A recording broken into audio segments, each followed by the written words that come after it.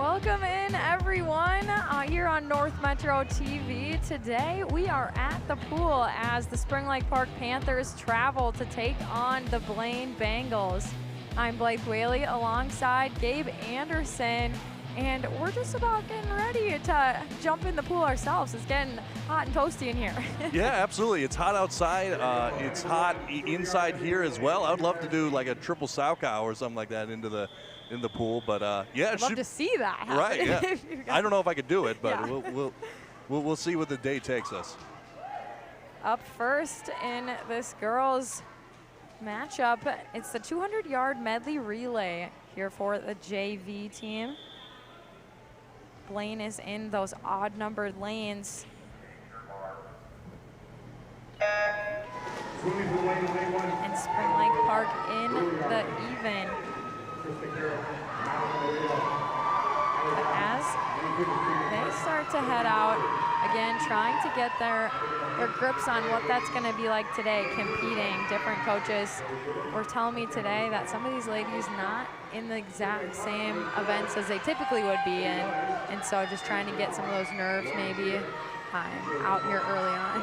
Absolutely, yeah. You want to get out to a good start, and you really want to get established in what you're doing in the race, and really get a good start going.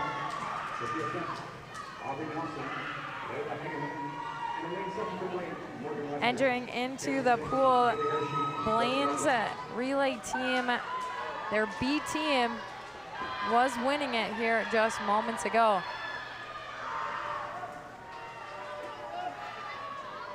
And again, you compete against your own team. You know, you have those other lanes that have relays that you train against them. You know what it's like to race against them on a typical day. And now everything's out there trying to make sure you have the victory here today. Lane 5 for Blaine, touching the wall first.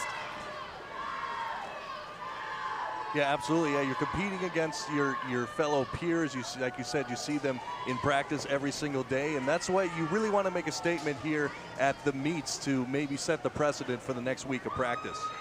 Blaine A team leading the way in lane 5 there. Madison, Peguno, Arabella, Laytone, Gillian Hansen, Maggie Landis.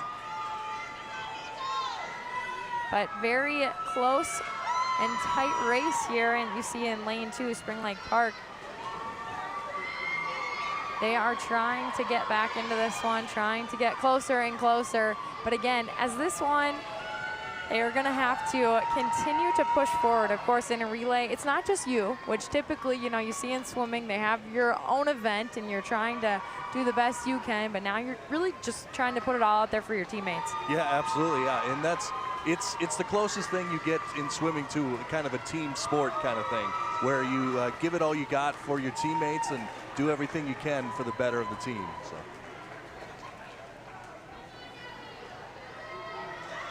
And we see leading the way again, that lane 5 for Blaine, their A team. So it's exactly what it looks like on paper. Having an A team come out there, win, like I was saying, you train against those teammates in practice. You know that those times pretty consistent. They're able to generate that here again today. And what you want to do if you're the last one out there is just finish strong, finish hard, and try to post the best score you can for your team. Yeah, exactly, and you see it. That second runner up there, Blaine B team.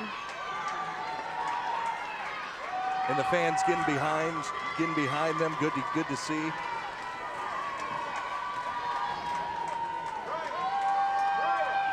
But again, just like it was going to be on paper, you see those two top relay teams for these schools coming out with first and second. So no surprises out there. Those top relay teams held their own and made it happen, but Blaine coming away with the victory. David doesn't always beat Goliath. Sometimes Goliath comes in and just dominates, so.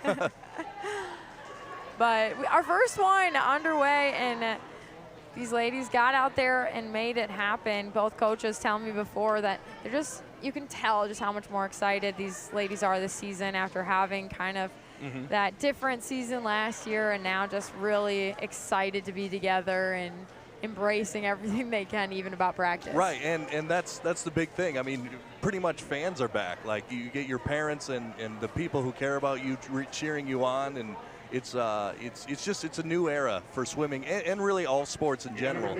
Just, it's a whole new year and a whole new feel.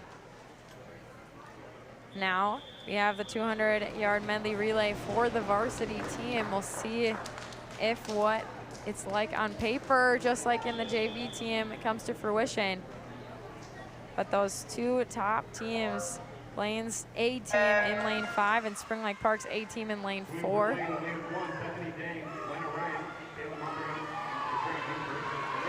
As they get started quickly here in the pool.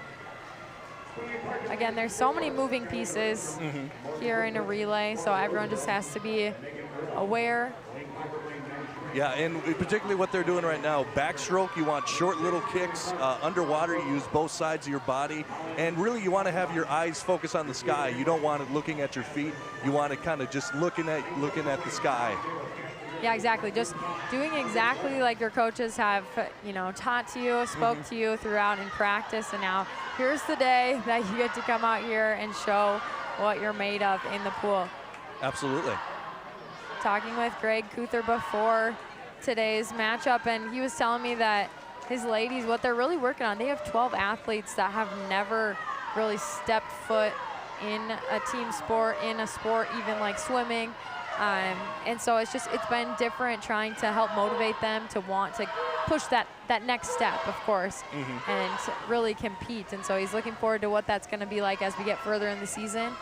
Yeah, you know, it's different when a lot of athletes, they grow up with sports and just do the same sports, and they have that competitive drive. Some of them have to learn it a little later on into their sporting career, and that can be difficult, but it can also be a fun challenge for them. So we get to see, of course, that relay team for Blaine in lane 5, leading the way. And again, one of those things that it's expected. It's kind of like track when you think of the times. Oftentimes you're pretty close to those same times you got in practice. Your body's used to going in that rhythm. You're able to get up to that speed and generate that. Right. It's kind of like watching swimming at the Olympics. They kind of know what times they're going to have before they even go and give them, and maybe a second or half-second difference, but it's pretty much all the same going forward. We see our last team finishing there. Blaine Bengals taking it with their A team that consisted of Kylie Nordstrom, Cora Rosenbaum, Morgan Woodford, Megan Erdahl. They get to come away with the victory for their team. Again, a relay. I remember being on the relay team, even in track, and just the camaraderie you have. You know, you're just wanting to go that much harder because it wasn't just you that you were going to disappoint if you didn't get there quicker. Right, and you get to celebrate as a team. Like when you're winning an individual race, like, yeah, you did it for you, but when you're in a relay race, you get to celebrate with the entire team, and it's just a whole, like you said, camaraderie kind of situation. So, as you can see, our lovely graphic there in the top right of your screen, getting to see those times. Faster than I could do it. Definitely, yeah. Maybe we should race after when they're all done. Oh, we could. It's we'll up to you. But what will be next for us? This is going to be the JV again, the girls 200-yard freestyle this time. As we'll see alternating back and forth between the JV and varsity. This one, only one Spring Lake Park swimmer, Isabel Larson, over there in lane 4. And that's got to be tough, you know, if you're going against everyone that you've never had to train against. You have no idea really what you're capable of. You see, she doesn't have a time listed for the season, and that often means she probably hasn't done this race before. She's in this event. And she's so, off to a good start now, though. It looks like she's leading the pack right now. yeah, sometimes that can also mean if there's no time that you do really awesome in another event and they put you in this one. So, Right. you know, like you said, she could come away Right. with a victory. Who knows? We'll have to keep our eyes peeled. But like you said, Isabelle Larson in lane 4, pushing the pace in this one as these ladies try to come up behind her. Alec Harris in lane 3, just about to go on the turn, but who is pushing behind her to try to get back in this one is Lily Clark. She's in lane 5. And oftentimes that is easier if you're able to at least kind of be aware of where that competition is. She's right next to her in that lane, right beside her. Might have somewhat of an advantage, at least knowing exactly how much of a distance you're gonna have to track down. Where at least one swimmer is, so you can kind of gauge that. But really, swimming when I've seen it is really a mental game. It's basically you against your times and you against the clock. So looks like she might pull it off. Like you said, Isabelle Larson, just so smooth.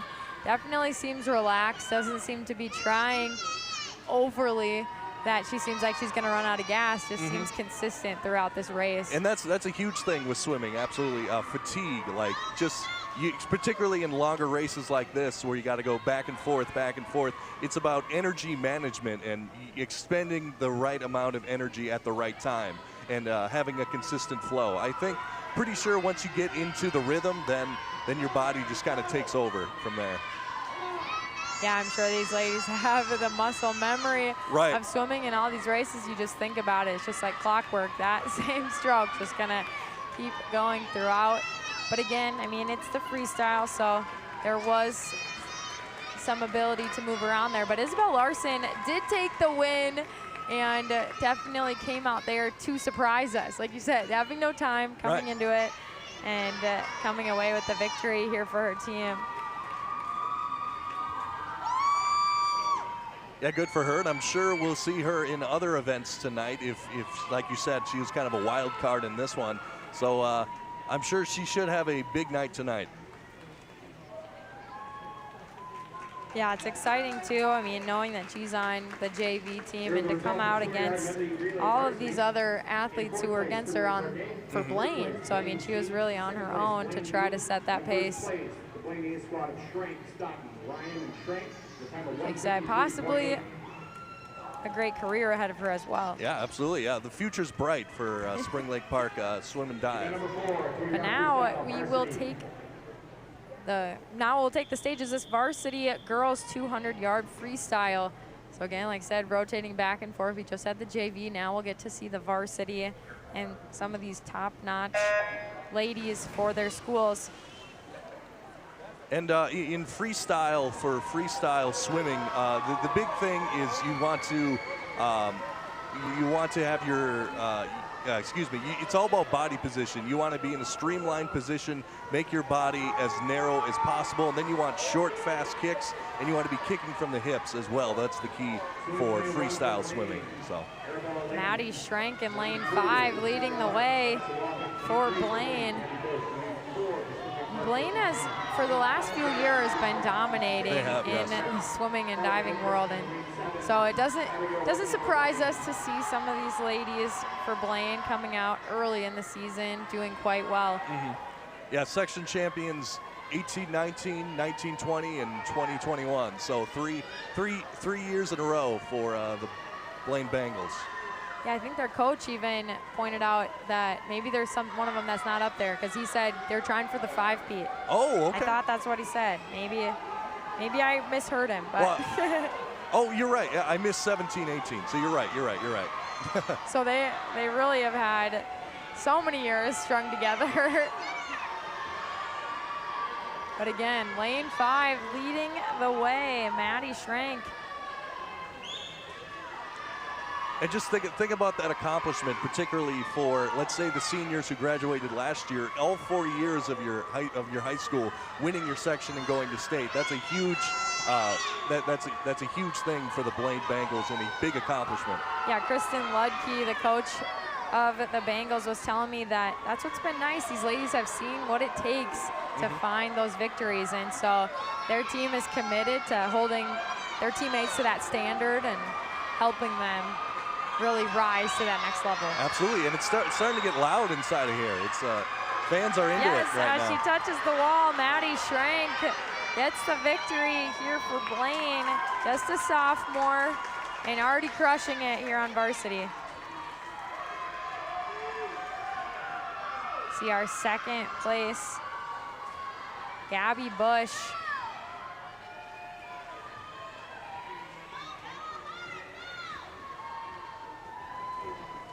In third place, Kristen King. I'm finding swimming's kind of fun right now because like every single event there's a winner, there's photo finishes, there's tons of fun. You don't get that in most sports, but yeah, swimming's definitely fun in that way. Yeah, and that's what Coach Kristen Lucky was telling me also, is just the camaraderie between these athletes this season has been unmatched even from the seasons she's coached. She's been there for 7 years, and she said this year has really just been the most cohesive, and just how much that these ladies want to spend time together and to get better here in the pool. But this next event, girls 200 yard and JV again. Like I said, we're going back to the JV as we alternate back and forth.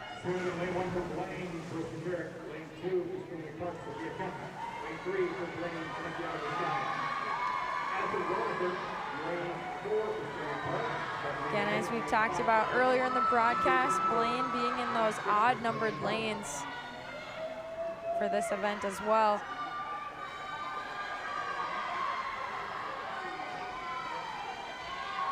Now we have our leader as we've gotten further into it, Addison Rollmaker.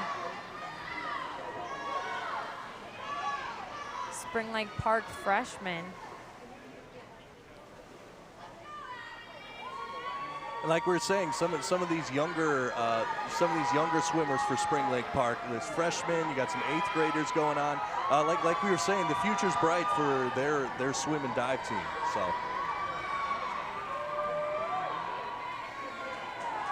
Yeah, and Coach Greg Kugler was telling me that on his team there's so many young athletes, and he's just excited for what that can be to help mold them and shape them for the years to come and get them starting on that competitive edge and trying to help their ladies build that program. Not as much of a turnout here for the Spring Lake Park Panthers, but you see that turnout for Blaine, just how many athletes they have wanting to be in the swimming and diving program. Yeah, absolutely. It's a pipeline. When one goes, they just replace them with someone else. So it's just a great program they got at Blaine, and that's what they're trying to build at Spring Lake Park as well. So 2 programs maybe in different places, but 2 definitely going in the right direction.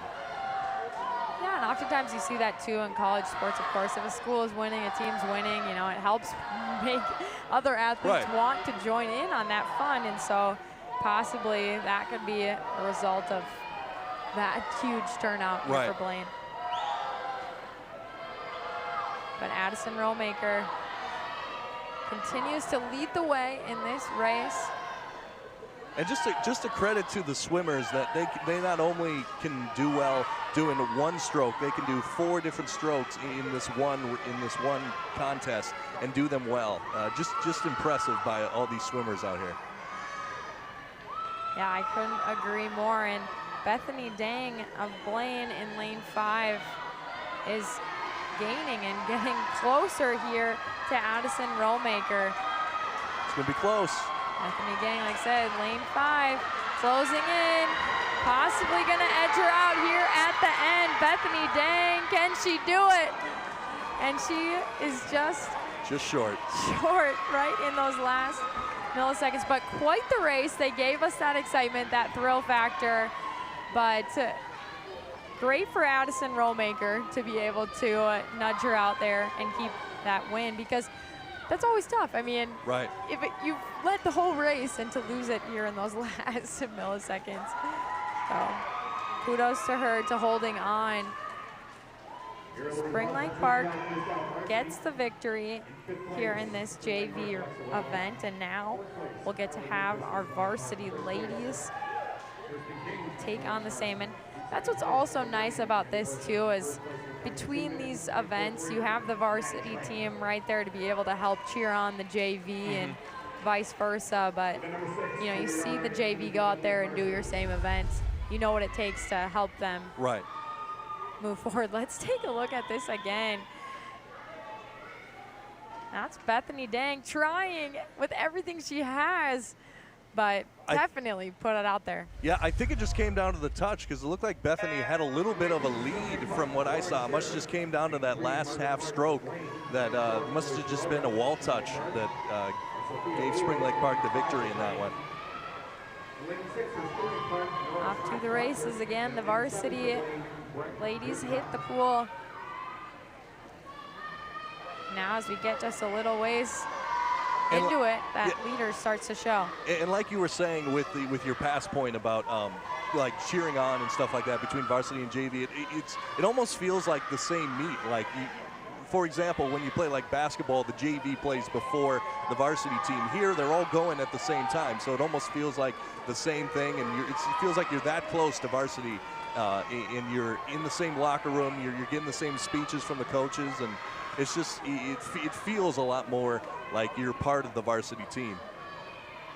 Yeah, exactly. So then you have more years to really be around that environment to help make you propel your career. But Sophia Leo, our leader in lane 5, definitely has created that space between her and that next person.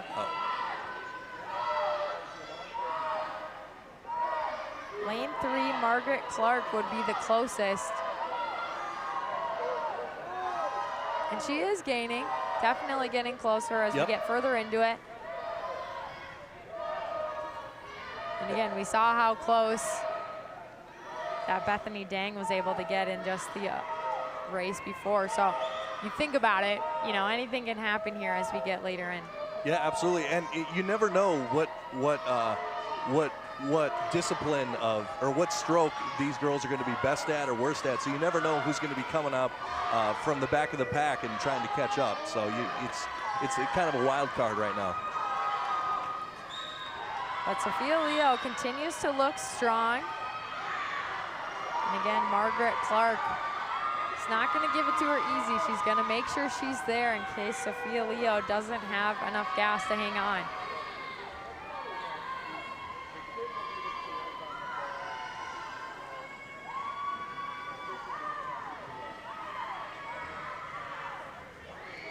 Sophia Leo touches the wall first, gets that victory for her team. And Margaret Clark getting second, but both of them from Blaine. So again, I'm sure just glad for each other, you know. I'm sure Margaret Clark is just cheering on Sophia Leo because she knows, hey, probably in practice, she might be maybe swimming just a little bit faster than her in there. Right. But also maybe not, you know, it could just be, hey, I'm glad, you know, today you came out there and rocked it and you swam better than you have all year. Right, yeah, absolutely, yeah. It's the whole mentality, like, I'll get you next time, or I'll get the next one, you got this one, I got the next one. It's all a team event, so yeah, good for Blaine. They get the top 2 finishers there and set them up well. Junior Varsity, heat 1 of 3. And now the JV team hits the pool for this 50-yard freestyle. And the 50-yard freestyle, this is a fun one. It's just a straight dash to the finish, so this should be fun. And as they were just mentioning, there are 3 heats of this 50-yard freestyle for JV. So we will see a few JV heats before we get to that varsity one. So make sure you're aware of that also as we get into it here. Looks like we got all Blaine in this heat.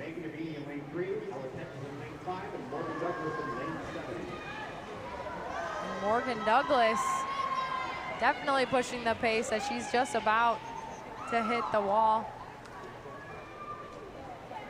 And look at that turn. Certainly added to that lead. She was able to push off the wall and create even more space between her and her teammates. As she touches the wall first, Morgan Douglas getting the win here against her teammates. And like you talked about, yes, you know, she swims against these ladies in practice, but what is it like now to have fans, to have that environment, people cheering you on? And it does help you get to that next level, regardless of you're just racing against people who maybe you've normally raced against in practice. Right, absolutely. And looking at, we have the seed times here. She destroyed her seed time. Her seed time was a 39. That was a 30, so she almost cut off 9 seconds off of that. So an impressive run by Morgan Douglas. Yeah, that's a great point. I'm glad you mentioned that because it's huge. I mean, when you're able to beat a time that you've already set. And particularly when you're in a pool racing against your two of your teammates, it's really, you're going against yourself. You're not trying to beat them. You're trying to beat your time. So. Second heat of 3 for the JV ladies in this 50-yard freestyle. Entering the pool. And every lane is being used. Trying to find that early leader. We'll see it after this turn. Normally gets to show us who that winner will be, but neck and neck, we get to see a couple swimmers finding it. Lane 5 and lane 7. Lane 5, Rachel Lechner able to touch the wall first. Blaine, another victory. Lane 7 was Tatum Sibinski.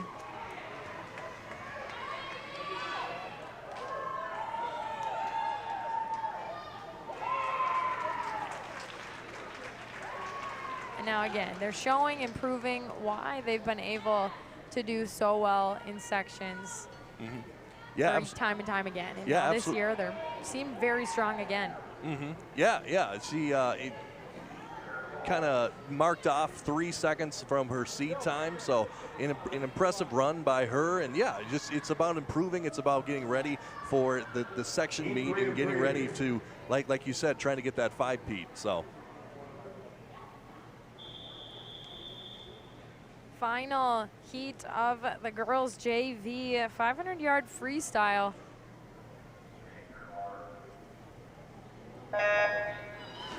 All the lanes occupied again.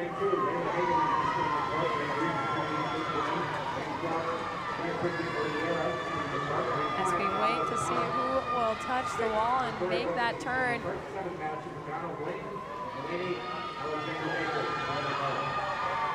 Our leader coming at us in lane 5. Pollock, the sophomore from Blaine. Pollock gets the victory here.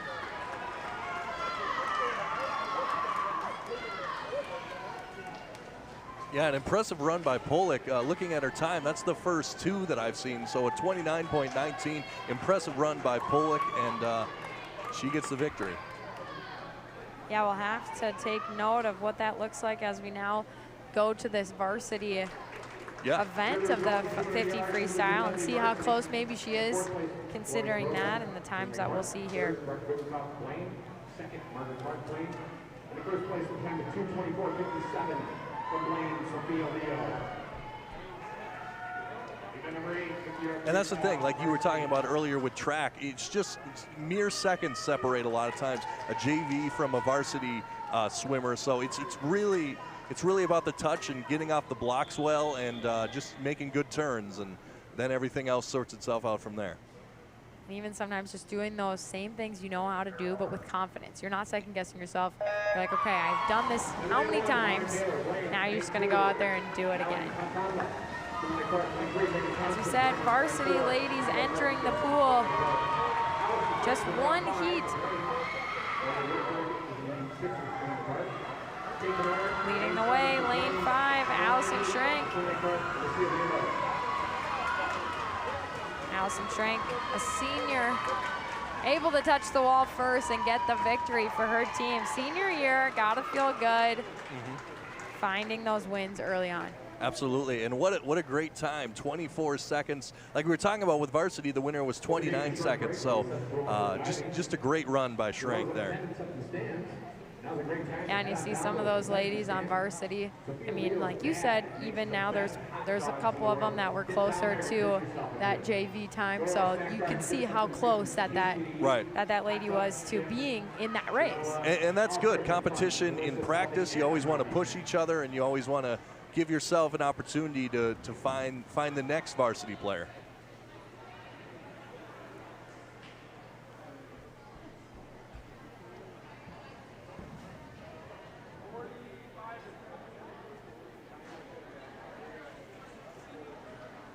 And we are going to take a pause here on North Metro TV as we get ready for our diving ladies to hit the pool. We'll be back in just a few.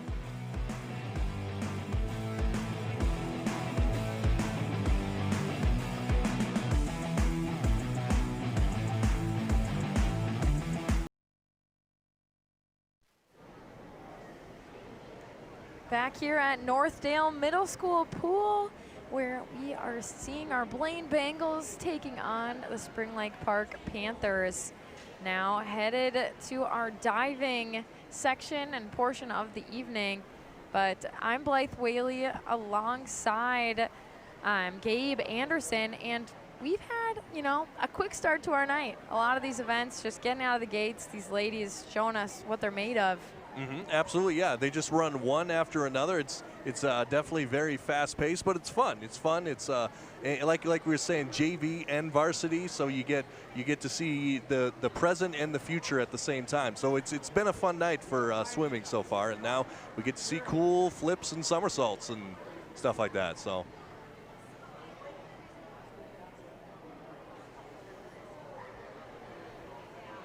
As we go over to diving pretty quick here, so should be a fun time. So what the judges are looking for, what they're judged on, is their starting position. They want to have a strong starting position. Approach, they want to have a strong two-footed takeoff. Their flight, the higher is always better, and their entry, how small the splash is. So that is what they'll be judged on in the diving portion. And up first for us, Nisa Chamberlain, and she's going to have to really, you know, mentally bring it to the table because she's the first one, and that can sometimes be tough out of the gates to really put yourself out there. Nobody else has went before you to kind of, you know, calm the waters. Yeah, absolutely. It can, but it can also be fun. You want to go in and set the precedent and be the first one out there and show the rest of them what you can do and say, beat that. So. The degree of difficulty here in hers is 1.4. Forward dive straight.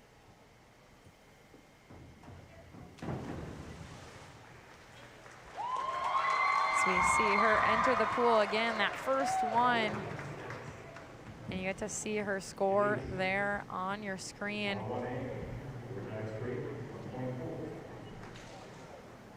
12.60. Our next one, Elise Shaw, stepping up for Spring Lake Park. That degree of difficulty, same as the last, 1.4. That was a forward dive straight. And of course, a lot of what they're judged on is form, and then of course how little or how big the splash is. So pretty good job on that one, coming out with another. Actually, let's see your score. It was the same, it looked like. Oh yeah, 12.6. Yep, I thought that was the last one. So. This next lady, Sydney Bush from the Blaine Bengals, degree of difficulty 1.7, so we're getting a little bit higher. Back dive straight for her as she entered the pool, and we await those judges' scores.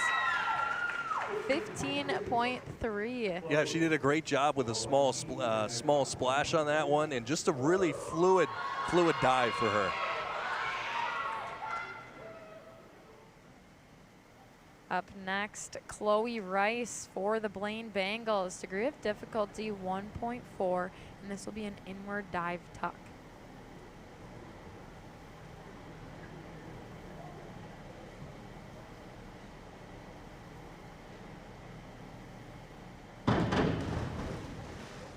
saw her mentally gathering herself, that focus there at the end of it, and she's rewarded for it, 16.1. Yeah, she really got mentally focused there. There's no real shot clock on the diving board, so you just take all the time you need mentally and get ready, and she put up a great score there. This is Heidi Ingerbritson, and this will be a 1.4 degree of difficulty for her, an inward dive tuck as well.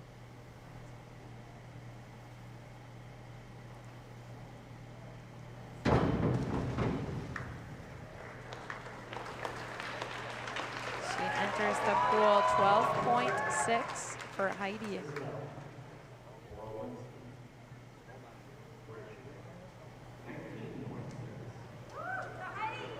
Wow, great score. Excuse me, they corrected themselves, 19.6. Yeah, I was thinking, like, she barely made any splash, so I was like, why did she get a that bit? too, and I was like, well. I guess it was bad. I don't know. You know, you're not supposed to question the judges. Right, So yeah. Up now, Isabelle.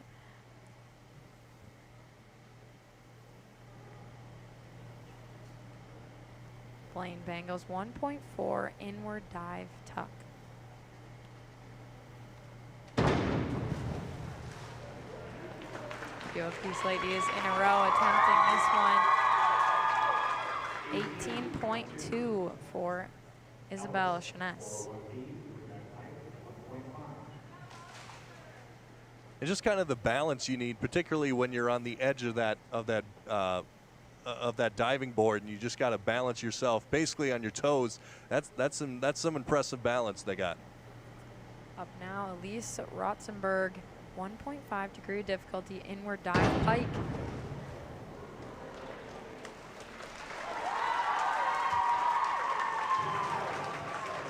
.75. That's a huge score for her. I was gonna say, we saw that jump quite a bit there.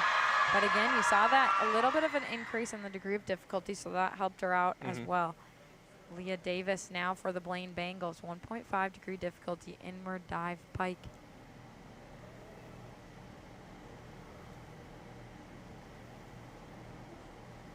And we're seeing her prepare herself, gather herself.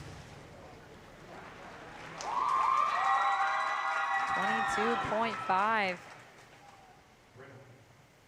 Fives across the board for her, so good dive right there.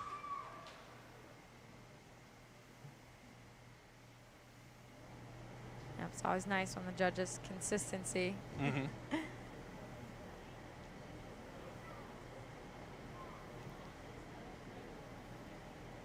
Brenna York, Spring Lake Park, 1.4 inward dive tuck. And the judges will give her 23.8.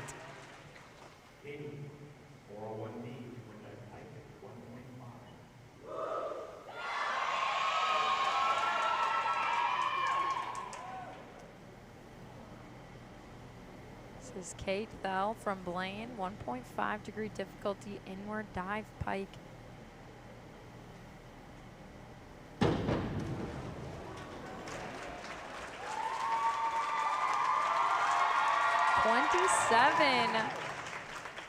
Great dive from her. She really kept her whole body perpendicular and just made barely any splash on that one. So great dive by her. Ava Starcevic, 1.5 degree difficulty inward dive pike.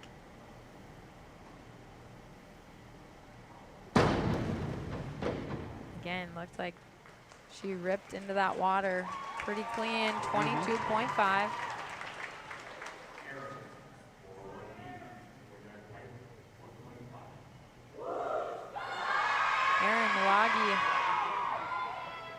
Stepping up for Blaine, 1.5 degree difficulty inward dive pike.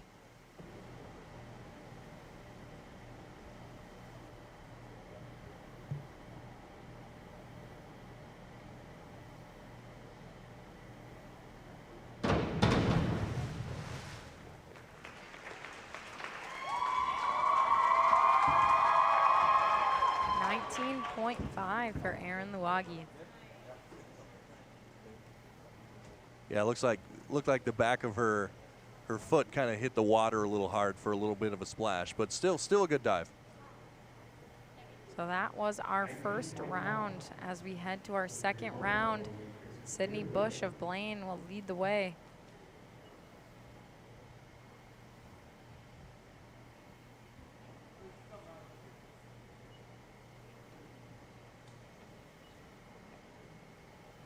And you know, you want to kind of get it going after your first dive. That's kind of just the feeler that you get, just to set a score, and then try to go in on the other dives and try to break that score or post a higher score. So that was just kind of the feeler round. Now they're going to try to open up the playbook a little bit. Exactly. Again, getting some of those jitters out, just that first one. Sometimes, you know, as much practice and as much of those trial runs you had before we even started this, those warm-ups, it's not the same. When you step up there and you have everyone's eyes on you, it can kind of, you know, throw you for a loop. But now having one under your belt, you'll feel more confident going into that second one, and so we should be able to witness that as they come up here. Absolutely. Round 2, Sydney. 101D over their height, 1.3. Sydney Bush stepping up, 1.3 degree difficulty, forward dive pike.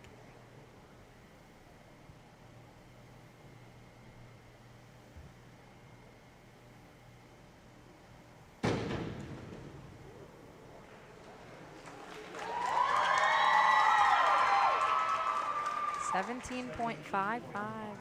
And might not be the hardest dive right there, the highest difficulty, but she nailed that one straight when she went into the water in a very small splash. So great job by her. Yeah, it's always nice to know you came out and you executed what you needed to. Like you said, maybe not as high on the difficulty, but when you know you came out and did what you did, it means a lot. Chloe Rice here for Blaine Bengals, stepping up 1.7 degree difficulty. That's tying the highest one we saw earlier. Back dive straight.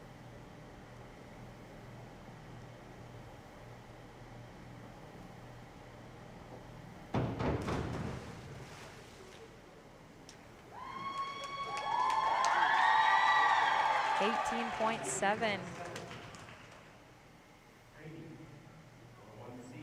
that's got to be difficult, just rotating your body around in an unnatural position, then finishing in the water. Great job by her. Oh, yeah, absolutely. I don't know how they do it. Yeah. We were talking in the break, and I'm just thinking, I can't even dive off of a dock, let alone a diving board. Hopping into the pool, Heidi Ingerbritson. She had 1.2 degree difficulty forward dive tuck and gets 13.2 as her score. I mean, I'd love to see a division where it's just who can make the biggest cannonball like that. I'd watch that all day. So, like I said, after this, when we race and then also have a cannonball contest. Right, absolutely. Up next, Isabel Chestnuts.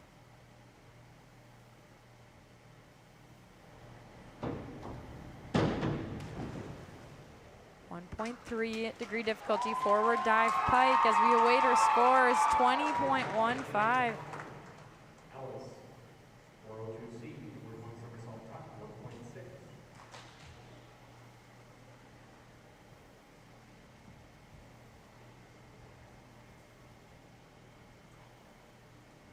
Elise Rotzenberger of Spring Lake Park, 1.6 degree difficulty inward 1 somersault tuck.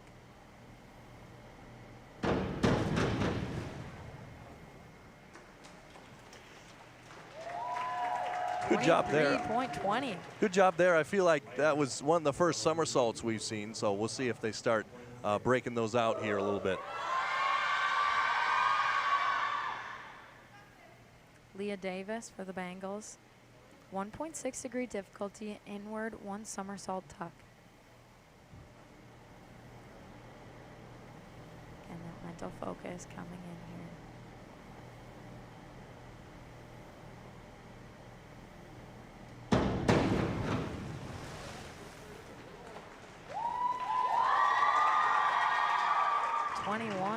.6. She got good rotation on that one. Kind of too much of a splash on that one, but still good rotation and a good effort.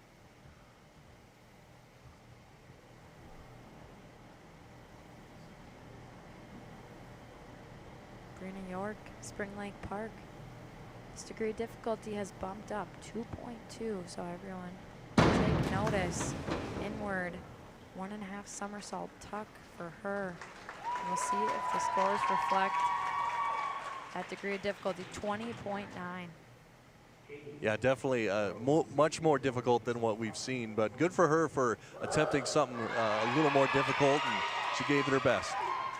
Yeah, Coach was telling me before this that, you know, when you're starting to see those the degree of difficulty is over 2, you know that that is really bumping up there for these high school ladies. That was Katie Thel. 1.6 degree difficulty, inward 1 somersault tuck, and 23.2. Yeah, not the hardest jump, but she executed it well, and a good dive for her. Ava Starcevic, Spring Lake Park, 1.6, inward 1 somersault tuck.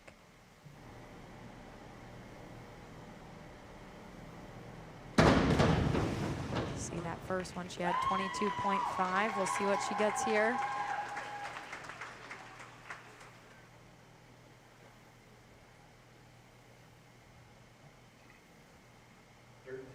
.6 for this last one. Yeah, I don't think she hit the water the way that she wanted to. Kind of hit it with her back, and so it was a little off kilter, but a good attempt. Those are the ones that, you know, you have to come back from. She's still going to have some more attempts to be able to jump into the pool. Erin Lewowski, 1.6, inward 1 somersault tuck.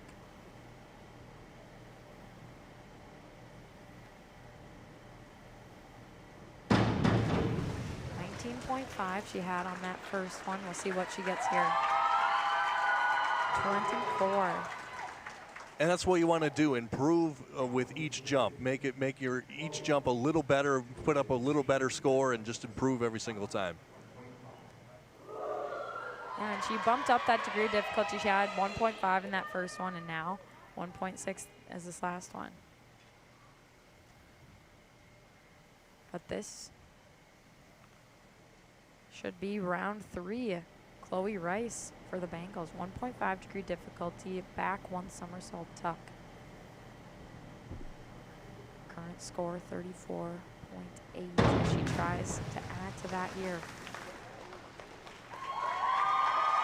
You hear her teammates cheering her on again, making it that team camaraderie out here. Absolutely, and she got a really good launch on that one. Really sprang into action on that one. Just not perfect going into the water, but still a good attempt.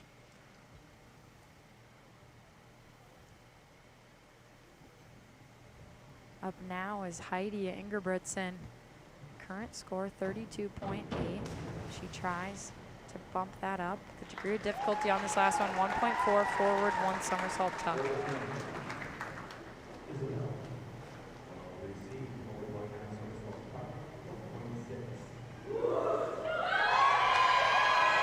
Isabelle Chestnuts, 1.6, forward 1.5 somersault tuck. 38.35 her current total as she looks to add to it here in the 3rd round.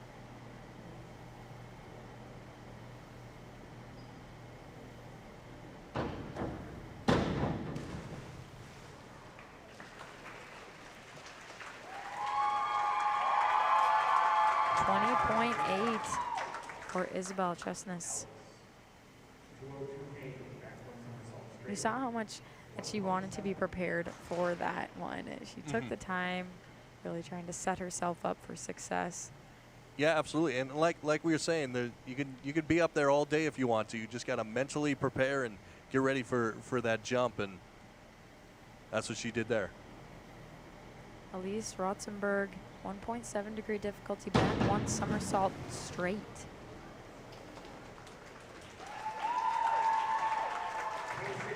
Haven't seen one of those tonight. No. 26.35. Yeah, that was a brand new experience. That was kind of cool. Just almost like a walking stick straight and just making it happen. Now it's Leah Davis for the Bengals, 1.5, back 1, somersault tuck.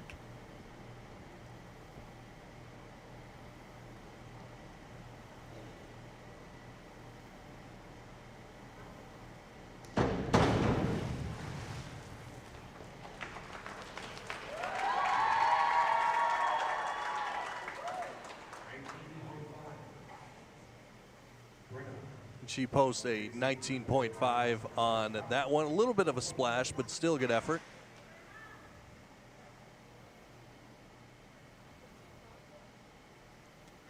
Brenna York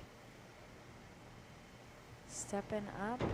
Spring Lake Park, 1.6, forward 1.5 somersault tuck as she entered there. I know they're only giving difficult at 1.6 on that, but that looked a lot more difficult than 1.6 in my book. But all of these look like a 10 to me. Right, yeah, absolutely. I don't know how they're doing it.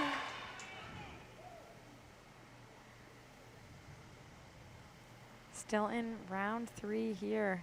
Kate Thel, Blaine, Bengals, 1.3 degree difficulty, forward dive pike.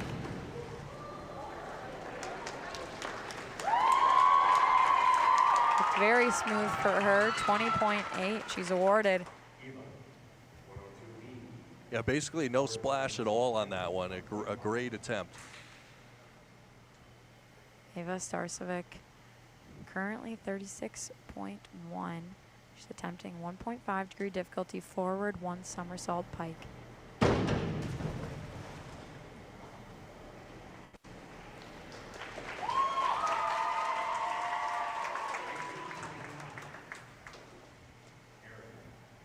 .5 she's given there. And we just have. I'm starting to notice that I was wondering why the fans weren't cheering right away, but they're waiting for them to get to the top of the water so they can hear the applause. That just clicked in my head. So. True, yeah, it'd be tough for them to know. Right. They don't want to waste the energy. Right. Wait sure. at least till they can hear you. Right. This was Erin Luagi for the Bengals, 1.7 degree difficulty, forward 1.5 somersault pike. 23.8, and we now head to round 4. There are 6 rounds on the dock here tonight, and as we head into round 4, now these ladies, again, no excuses. They've had a few now under their belt. They should be feeling confident and ready to take these next ones on. Chloe Rice. 1.2 forward dive tuck. Yeah, this is where you should start to see them pulling out all the stops, because they're not going to leave anything behind. It's all systems go at this point. Now it's Heidi Ingerbritson. She's doing a 1.7, I believe. Back dive straight. She already has 46.8 on the night.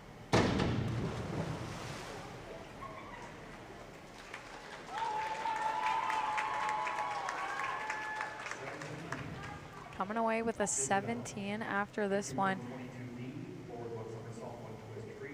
Again, as these ladies, I'm sure, you know, keeping those numbers in their head, what they're getting, what that final score is going to be for them. And not only are they competing against the other teams, they're also competing against themselves, trying to post higher numbers from the last meet. So they're always in competition. Isabelle Chestnuts. For the Blaine Bengals, 1.9 degree difficulty, forward 1 somersault, 1 twist, free. Yeah, throwing a little twist on there. I like that one a lot. Good attempt on that one, and she posts a pretty good score. Yeah, 22.8. She got to add to her score, and now Elise Rotzenberger for the Panthers, stepping up 1.7 forward, 1.5 somersault pike.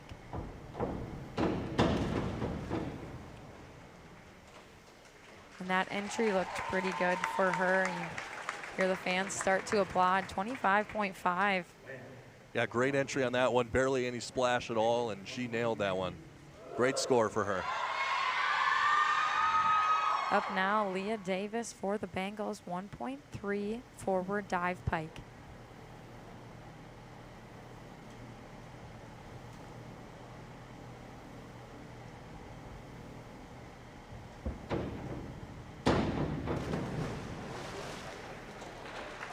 has a 63.6. What is she gonna add to that? And 19.5 puts her up to 83.1.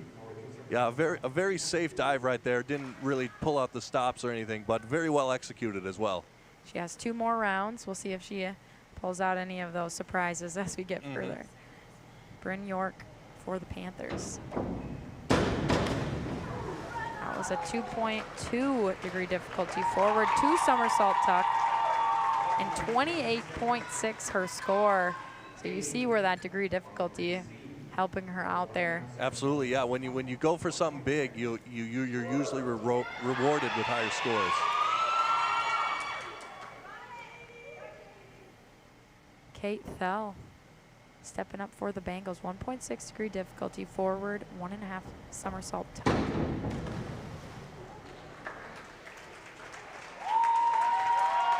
Her entry looked pretty smooth in 24.8.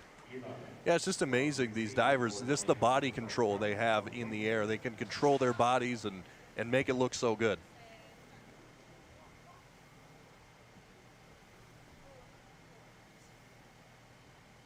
Now stepping up, Ava Starcevic.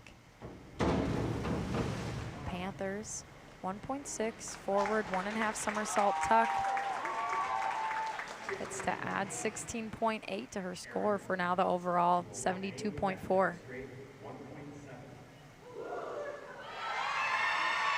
Erin Milagi getting those cheers, getting to wrap up this 4th round for the Bengals. 1.7 back dive straight.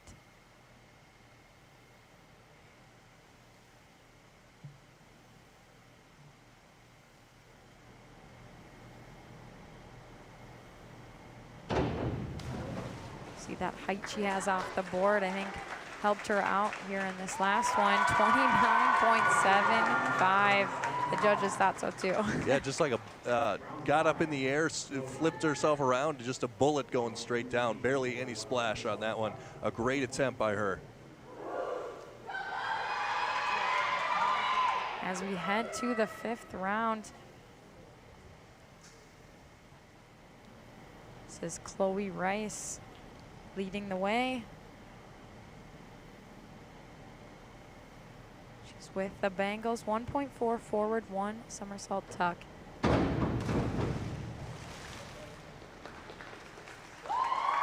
Getting to add 19.6 to her score.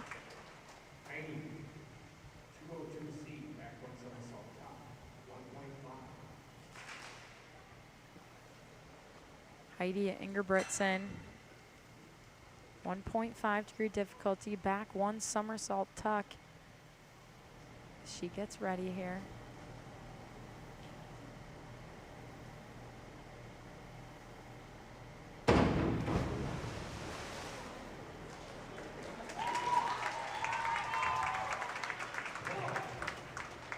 And it must be a lot of pressure for these divers. You know, you practice literally doing one thing the entire week, and then you get one chance to pull it off well.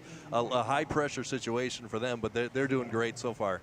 Well, that's the thing I think about, you know, with soccer or basketball, you know, you normally have those opportunities to make up for it. Or, right. Like you said, in this, it's like if you don't do as well as you wanted to in one of these, it can right. affect a lot. Right, obviously, like you have time to make it up, but still. For example, like in basketball, you miss a shot, you just shoot the next time and try to make it there. Here, you get basically 5 shots. Isabel Chestnuts stepping up. 2.3 degree of difficulty, our largest of the evening. Forward 1 somersault, 2 twist. See how the judges respond.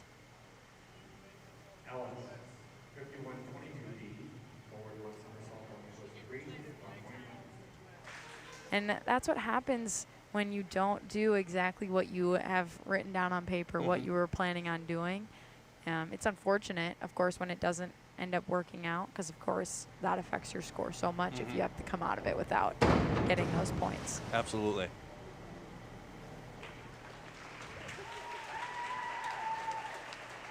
But here is Rotzenberg. She was able to add 24.7 after her forward 1 somersault, 1 twist.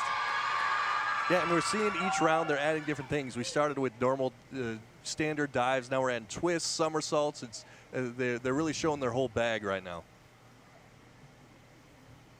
Right now we're seeing Leah Davis for the Bengals, 1.7 forward, 1.5 somersault pike.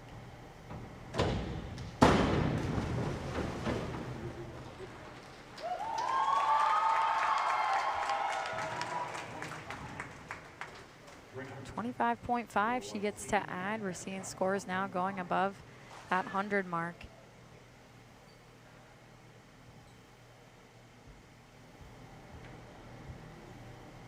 And Brina York stepping up, 1.5 degree difficulty back dive tuck.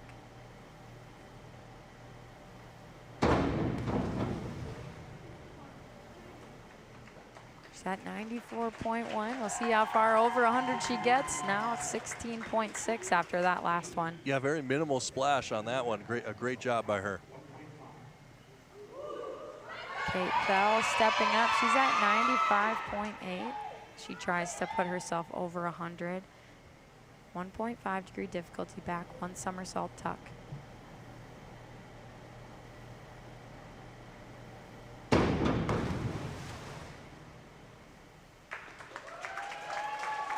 She pops up out of the water, 20.25.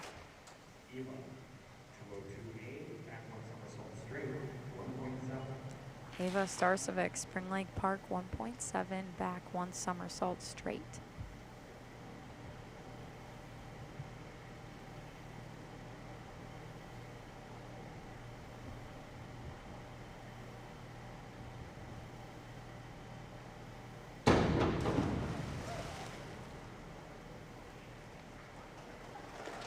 Gets to add 26.35 to her score. That was a great addition to her night. That was very impressive. She kept her body straight on the rotation and landed very well into the water. Erin Luaugi from the Bengals rounding out our 5th round. 1.6 degree difficulty, back 1 somersault pike. Very close to 100 here.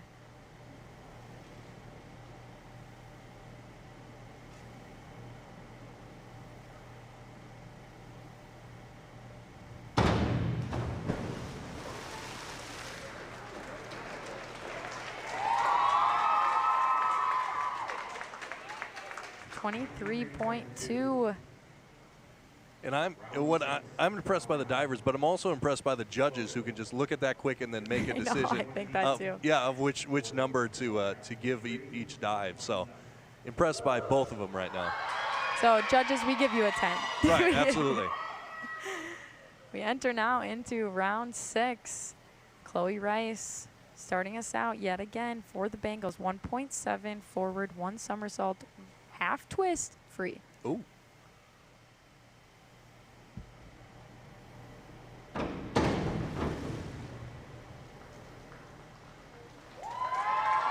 .82.9 until she gets to add her 16.5. And that was impressive. She did the somersault and then she went into that half twist just at the end and got it in there. An impressive dive for her. I thought that too. Yeah. It's not, you don't see it all the time, so it was fun to see that twist at the end. Heidi Ingerbertson stepping up. Spring Lake Park, 1.8 degree difficulty, back dive, half twist straight.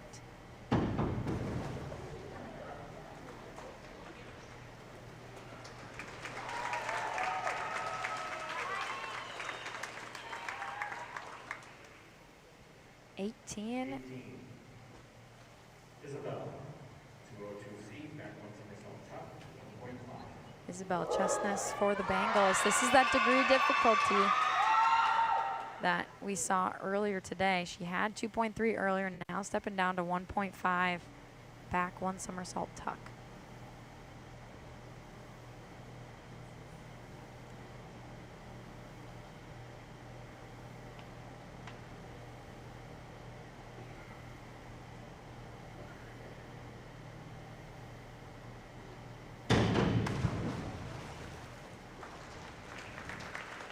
I'm sure for her, after attempting a 2.3 earlier, this one had to feel a lot easier, but 21 That's her score off of Yeah, that'd that. be interesting to know how they stagger it. How do they decide whether to go to the big one first or save it for later?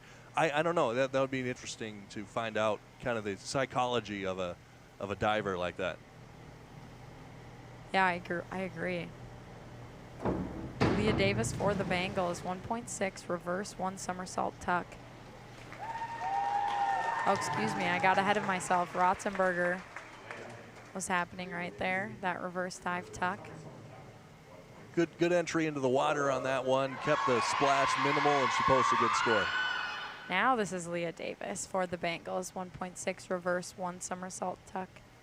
But as you're saying it, I feel that maybe, like I said, those nerves and those early ones, maybe you don't want to put it out there too quickly. True. Yep. But then put that difficulty somewhere in the middle where you feel confident, but you aren't, okay, I've done so many now. Try to pull it out at the end. Right, absolutely. Might be tough too. That's a good point. That's a good point. You don't want to go in with your first dive with tons of nerves and then mess up your first one, and then you're fighting from behind the entire way. So maybe put your easier ones early, and then when you're fully warmed up, go for it in the later rounds. This is Brenna York, Sprint Lake Park, 1.6 reverse dive tuck. She's at 116.6 and now adding 17.6 to that score. Just 3 divers left. This is Katie Thel stepping up for the Bengals. 1.7 is the back 1 somersault, half twist free.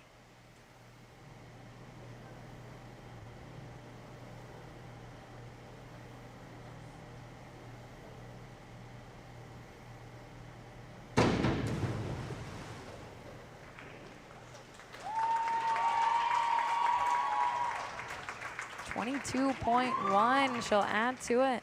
Good score for her.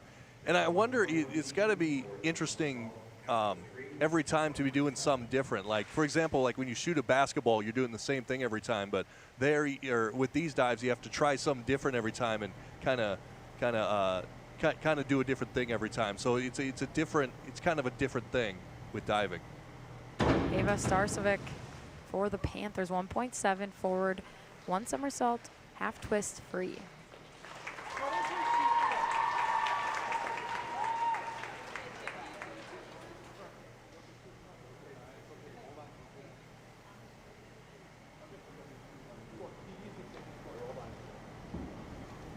It's the judges' work to get that score, like we said, very difficult.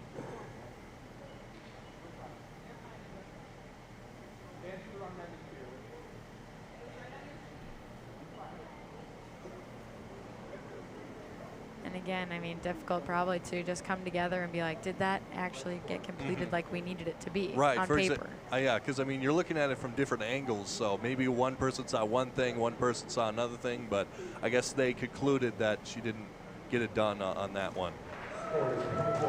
Oh, I guess she did. Never mind. Yeah, it's confusing too, because of course there's so many pieces to the puzzle. You know, whoever's putting the scores in from the judges, making it sure it's getting up here on the board. But glad to see she came out of that one with some points. Yeah, absolutely. Erin Luagi closing us out here in round 6, our final round. 1.6 degree difficulty. That was a reverse dive tuck. And 21.6.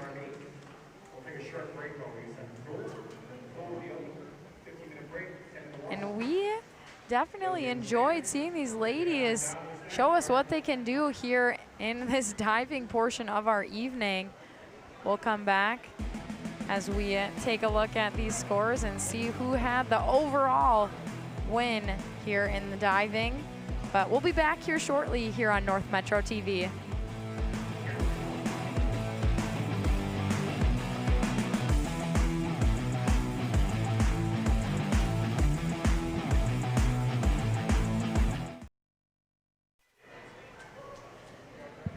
And we are back here at Northdale Middle School with this dual matchup between the Bengals and the Panthers. I'm Blythe Whaley alongside Gabe Anderson.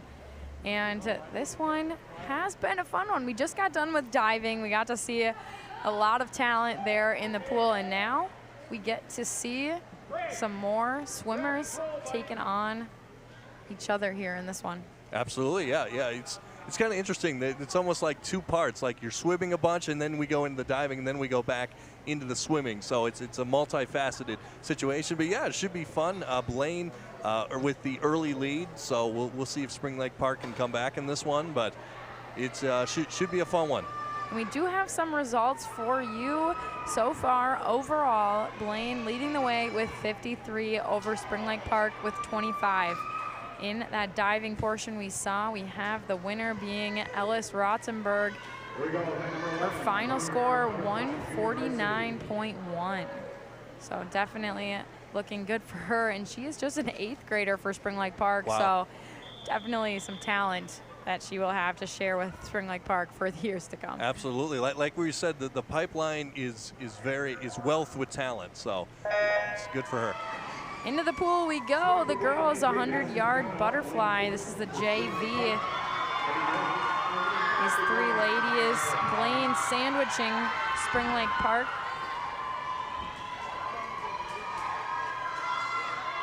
Blaine Bengals leading the way, lane 5. And that's Polk, sophomore for Blaine. She tries to get that lead as she's extending it. Again, this is the 100-yard. So we'll see them come down and back. And she's making this a lot closer. She's gained a lot. Pollock has, and we'll see if she can finish it out here. Now Pagano in lane 3, trying to make it tough for her. She's definitely sneaking her way into this one. They got a lot closer, and now just this little bit to go as they charge towards that line. Trying to hit the wall. But Pollock coming out with the lead. She led it just about the whole way, I believe, and making it count. Yeah, just a 3-second difference there, and a good run for everyone around.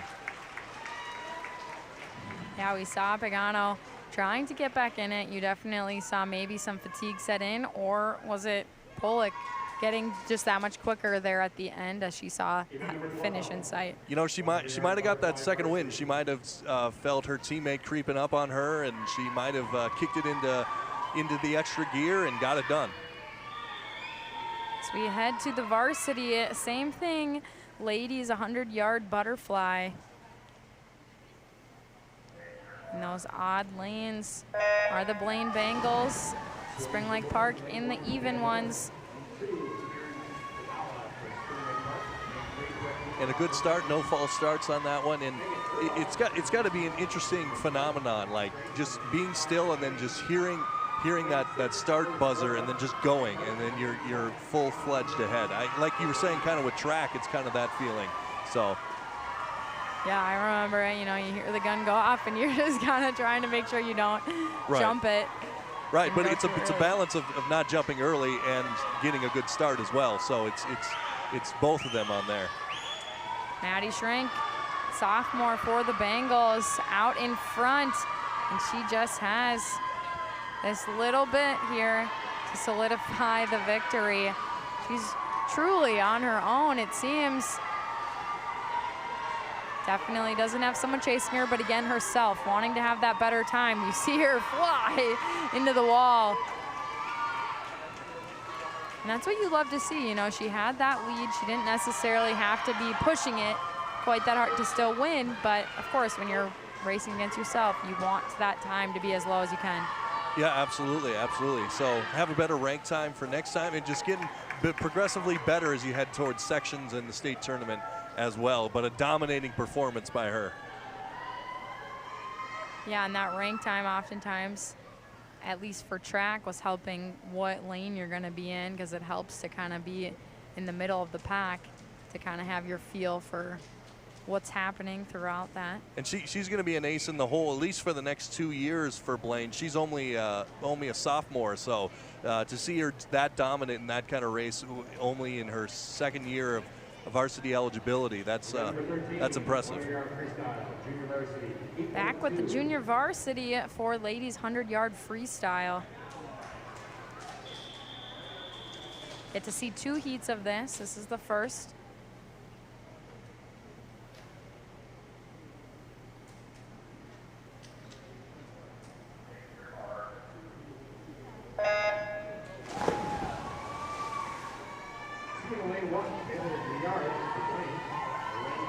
As these ladies get after it. Again, we have some youngsters in this one. There's even a 7th grader, a couple of them. One for Spring Lake Park, one for Blaine. And that's got to be super cool for them, even though it is JV. Just to even be part of a high school team when you're so young is got to be a cool feeling. Leading the way, Elise Dupree, a junior. But just about to get nudged out here. We're seeing a race really form between Madeline Scott and Elise Dupree. Yeah, it's going to be tight coming down to the wire here. Who can do the faster front crawl and get it done here? Yeah, obviously that turn was very important. We just saw, and getting further into the lead, Elise Dupree.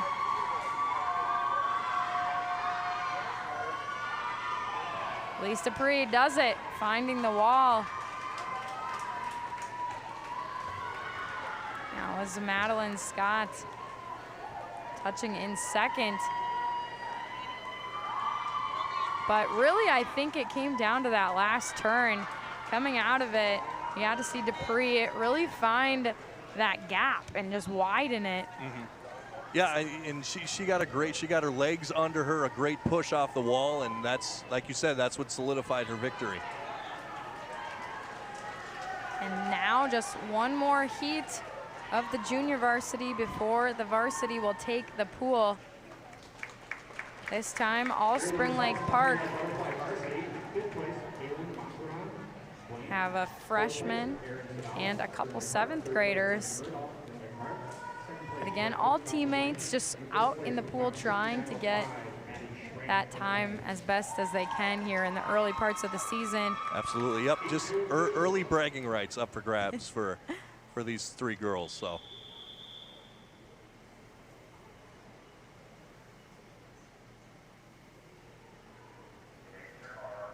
They spaced out quite a bit here.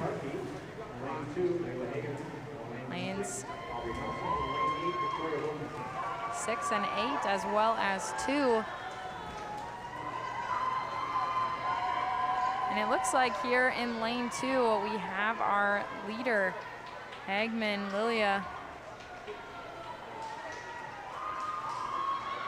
Yeah, and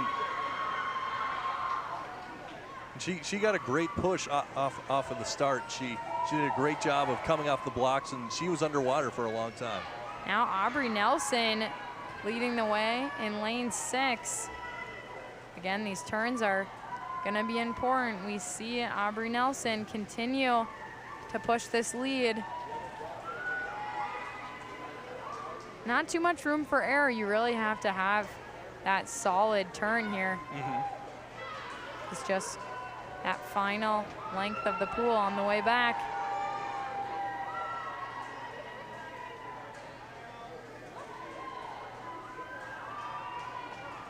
And Aubrey Nelson, if she can stay consistent, definitely has grown her lead here in the final stretch. As Aubrey Nelson stretches, touching the wall. Yeah, and she did a great job. She was behind early, but got the extra legs under her and got it done and got the victory there.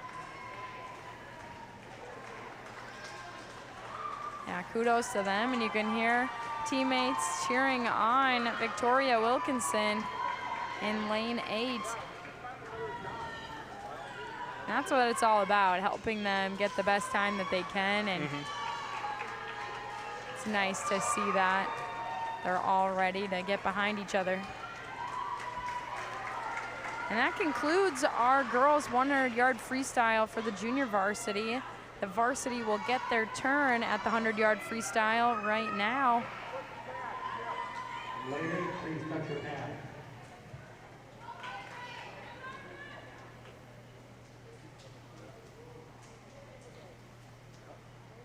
And looks like we had a little malfunction with one of the pads. I think the swimmer forgot to touch the pad, so might hurt the time a little bit, but.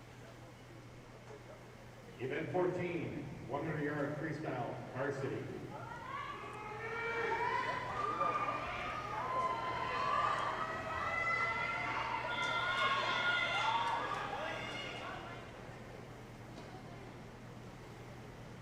That's what you want to do here. You want to get good off the blocks, get into the water with some rhythm, and be able to float under the water for a good amount of time. You want to have a good takeoff here.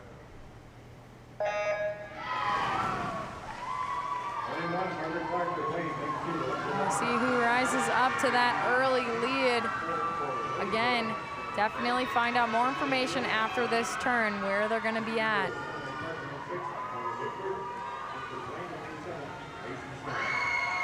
Looks like lane 5. Sophia Leo, the junior for the Bengals. Again, these turns, you see how long she's under the water before she has to come up. And that is really helping her here.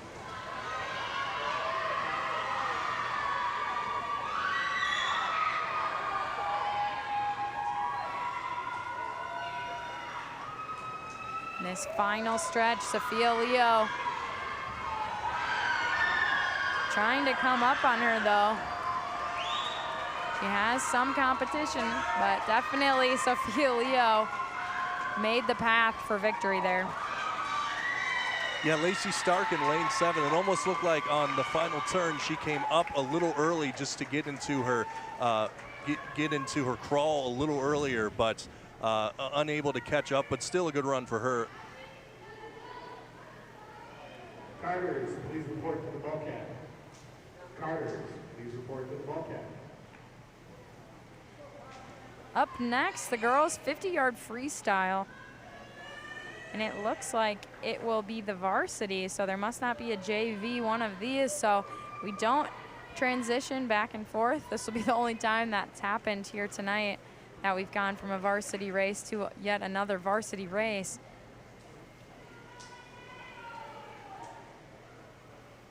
We do have a youngster in lane 8, Isabel Larson, the freshman for Spring Lake Park, but otherwise a lot of juniors and seniors occupying this race besides lane 1, that sophomore. So really on those bookends, we're seeing those young ladies. The COVID-19 vaccines. Yeah, a lot of experience in this race should make for a good race.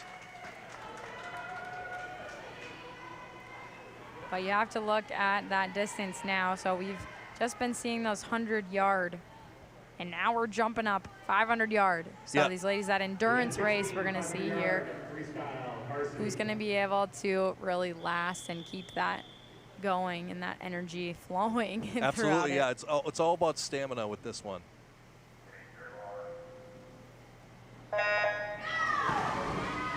It's all about pacing yourself. Like, do I want to be in first? And it's almost like running a marathon, right? Like, do I want to be in first right away, or do I want to maybe be in the middle of the pack and then explode towards the end?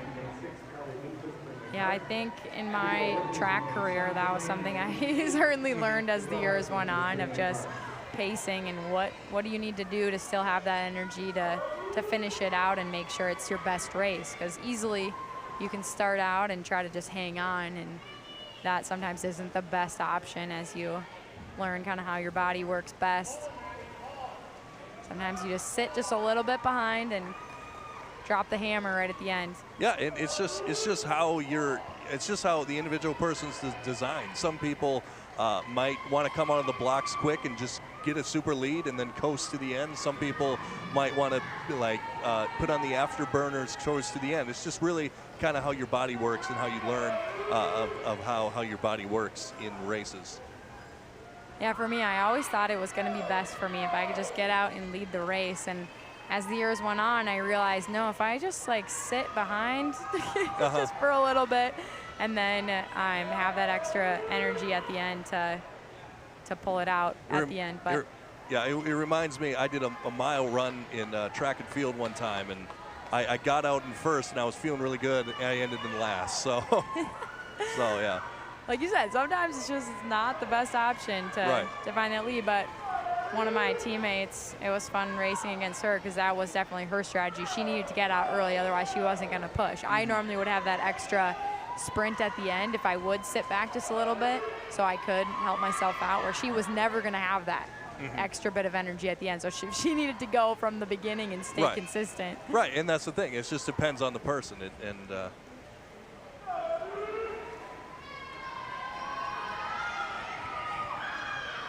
As these ladies continue on in this endurance event, they keep going. And again, you know, they have the teammates helping them out, knowing where they're at. Our leader there in lane 5.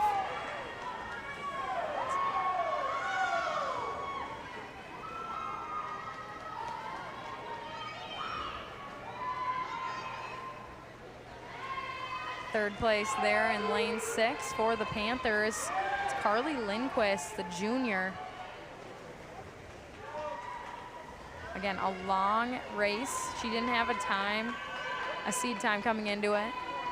So it'll be nice for her to know where she's at on the season. And so if she does this event again, she'll be able to try to beat it.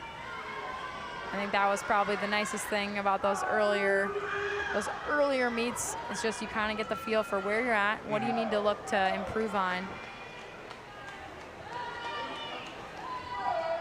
Right, absolutely, yeah. She'll get that score. She'll see what she needs to improve on, where she did well, and analyze everything and be better for the next race. And Allison Shrink, senior for the Bengals, leading the way in lane 5 and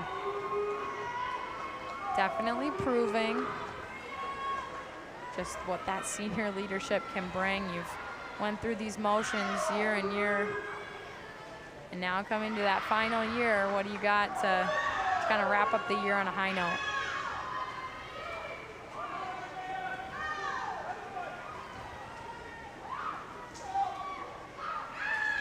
And just watching this is exhausting. I know, yeah. It's just they just keep swimming. Like I could maybe do one down and maybe one back, but just be able to go 500 yards. I just got the one down really fast. We'll just be done for there, sure. right? I mean, that's 5. Just think swimming 5 football fields is. Yeah. I mean, that's impressive. Yep, definitely am a land person. I can run. Right. Yeah.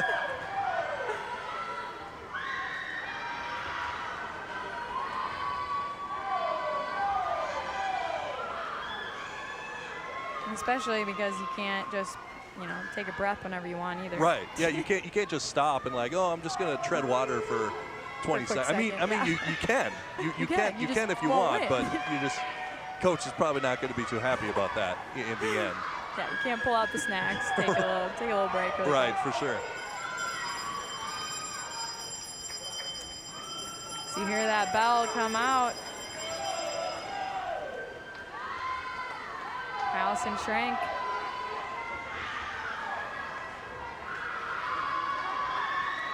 Showing up, the senior.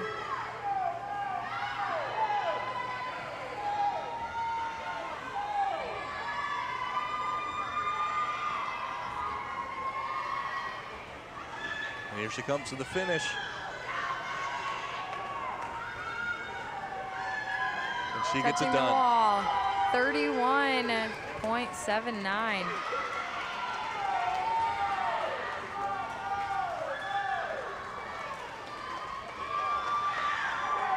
And how awesome for her, she just gets to be done. Right, She doesn't keep seeing everyone else have to try to push to that finish. She gets to take the breather. That's the best strategy. Go as fast as you can, because then you get to be done. Right. That was my mindset throughout a lot of those races. Right. Any race I was doing. If I run just a little bit faster, I get to be done sooner. It's not a leisurely swim where you're out where you want to do more. It's I got to the finish, I'm done. Let's take a breather, let's get something to eat. Let's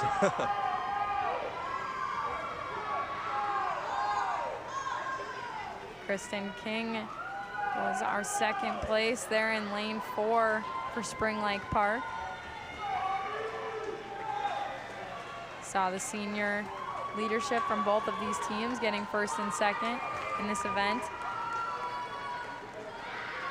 And again, just a couple ladies coming here to the finish line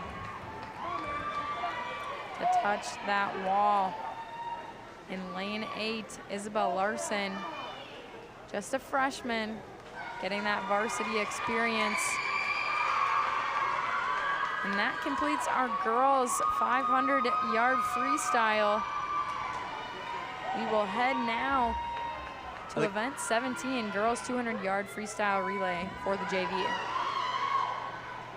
I think actually we got one more still in the water, actually. Oh, excuse me, I'm so sorry. Couldn't see it where we're sitting. Yeah. We're too close to this near lane.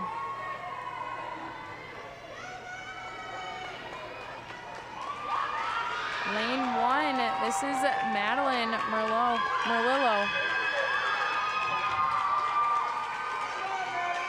And you hear just that encouragement, which is awesome from fans, her teammates. Again, trying to get that personal best. She's a sophomore, so she has some time to continue to grow with this program.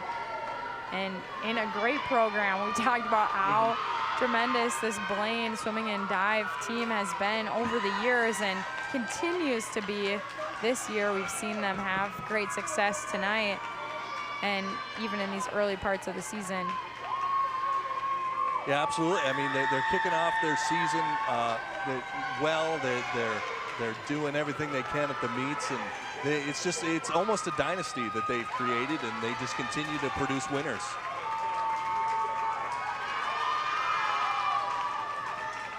And she touches the wall again. Everyone in here getting the round of applause because they know what it took to be able to complete that themselves. They know the effort that you need to put in. Mm-hmm. Yeah, I mean, it's a physical feat to be able to swim 500 yards. Doesn't matter how long it takes you. It's just a difficult thing for anyone to do. So the fact that she was able to get that done is impressive. And now we will move on for real this time. Sorry about the early dismissal, but girls 200-yard freestyle relay for the JV. Blaine taking over those odd lanes, Spring Lake Park in the even, and those A groups for the schools in lane 5 and 4. Blaine A team in lane 5, Spring Lake Park A team in lane 4.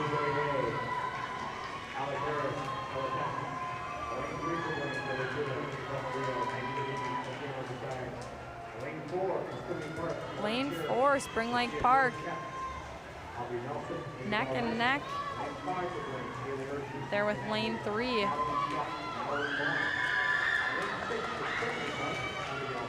But lane 4 was taking the lead, but again, now as they switch, lane 3 for Blaine. Blaine's B team. Yeah, lane 3 got a great jump out of the blocks on that one and really ate up some time, or gained some time back for them, and now they're neck and neck with Spring Lake Park here.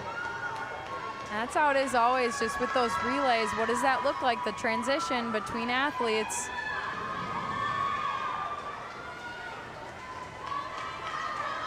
Such a tight race here for first through third in these middle lanes, 3, 4, and 5. Again, it's going to come down to that transition in these last few athletes of how it's going to really pan out, it seems, because they're all very close.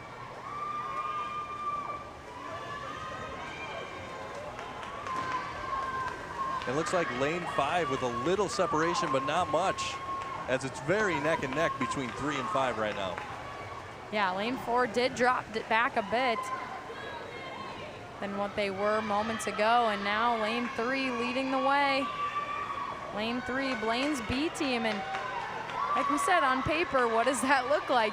They thought they had their A team together, maybe those top 4 that they thought would be able to pull out a victory, and now maybe that's going to change as we go forward in this season for them, that their B team out of the gates, making some progress, but lane 5 has brought themselves in position.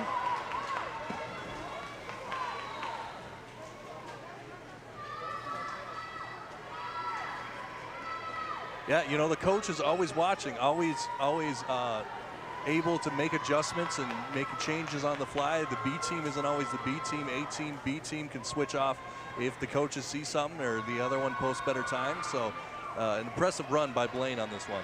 Yeah, we got to see Blaine's B team take the victory. And again, like you said, not always what's on paper in these early parts of the season is going to ring true. Obviously, it can change even late in the season, but even more so in this early part, that you're going to see possibly some of those moves, those changes with relay teams as we get later in the year because of what they find out, what talent they have on their team that they can move around.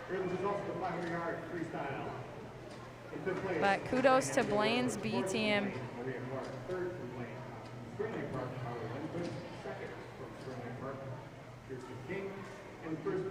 Second was lane 5, Blaine's A team. Allison Shrink. I'm nudging him out by a few seconds there. 10-18, 200-yard freestyle relay varsity. We head to girls 200-yard freestyle relay, this time varsity. Taking the blocks, getting ready. Spring Lake Park A team in lane 4, Blaine A team in lane 5. And you wonder in relays who has the most pressure on him. Is it the person at the beginning, the one in the middle, or the one at the end? I mean, obviously you think the end because you got to finish it, but sometimes you get so far behind that there's no pressure at all that you just know, oh, I can't catch up. But I wonder almost if it's the person at the front who has to set the tone and make sure you're not too behind. Yeah, out to a great start. Lane 5, Blaine's A team. Really has put them a few body lengths ahead. Already up by quite a bit of distance. And like you said, that first girl out of the gates, giving them that cushion, that room for error. That was Hannah Ryan, who led off that Blaine A team.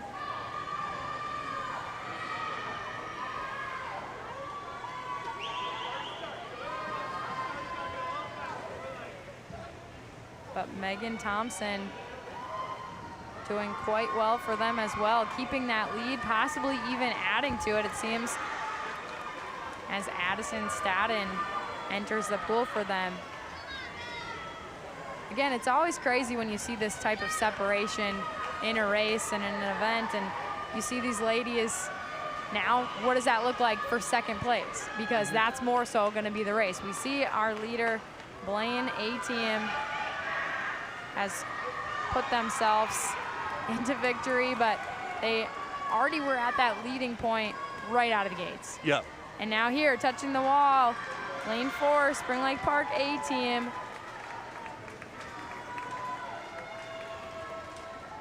Lane 3, that was Blaine's B team getting third.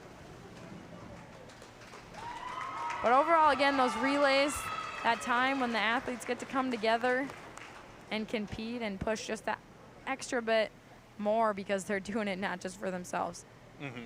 Yeah, absolutely. Yeah, they're doing it for their team. They're doing it for everyone else. And you see your teammate exert that much energy and spirit, and you want to perform for them. And that's exactly what all those teams did there. Our next event on deck here, girls 100-yard backstroke. This is the JV. Only 6 events after this one.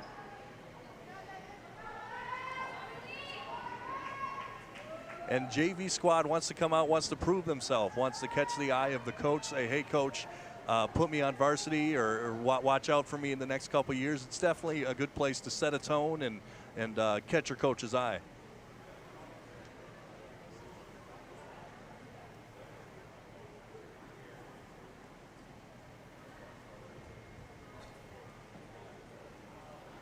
Yeah, and as they get ready, these events later on in the meet, it's nice to have already seen so much happen today. And it's like, okay, my teammates are doing great. They're rocking it. Now I just got to go do my part. Right.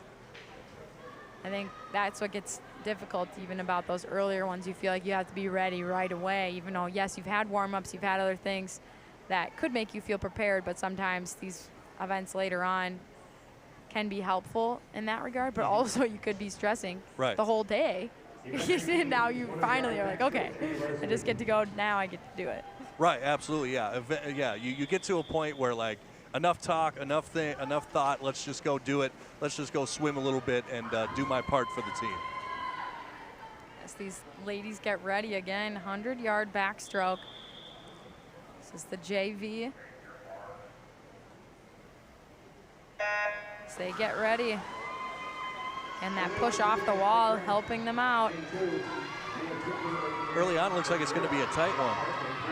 Yeah, everyone had fairly decent push off of that wall to get them started.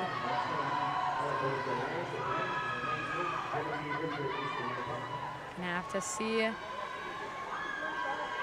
someone will start to take a good amount of a lead. Again, very close. Would say currently right now it's lane 6 leading the way. Lane 6 is Evie Noyes. She's just an 8th grader for Spring Lake Park. Yeah, but right on her tail, right next to her, Addison Stadden, right on her tail, and she may have a lead. It's going to be close. Interesting to see what split we get here, or who touches the wall first, but it's very close between 5 and 6 right now.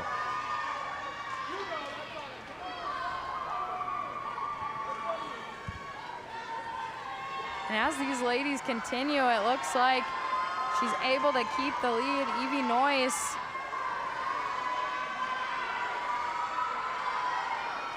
finding that separation again. Now you see that second place.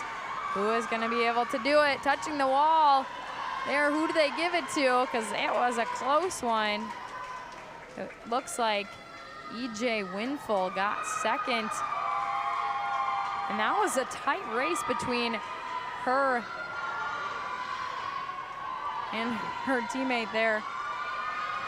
Yeah, absolutely. Yeah, that was a really tight race, and I apologize. Addison Stadden's actually in the next race. My eyes looked at the wrong listing on the sheet, but a tight race there and a good win here on North Metro TV as the last swimmer gets to the line. And coming up next will be the girls 100 backstroke for the varsity.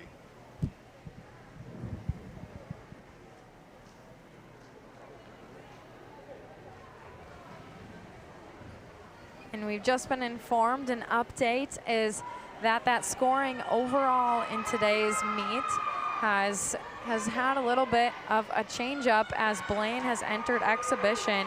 Blaine currently, after that girls 200-yard freestyle relay for the varsity, entered exhibition at 96 points, Spring Lake Park at 44. So Spring Lake Park will continue to gain points after this point and as they try to get closer to that 96, but Blaine will stay consistent at 96 from there on out from the 200-yard freestyle relay.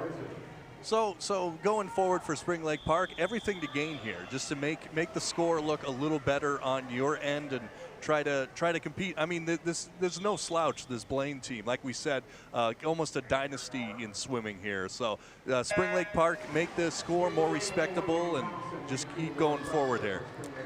So this is event 20, girls 100-yard backstroke for the varsity. As they try to find that early lead again as they push off the wall. Oftentimes this is where you see that separation. Lane 5 leading the way, Addison Stratton. And Addison Stratton just has to continue doing what she's doing because she's put herself in position. However, lane 3, Gabby Bush, trying to make it difficult for her. She is creeping on in. Yeah, she got a great push off of that wall and is gaining on her, but right now Staden still with the lead.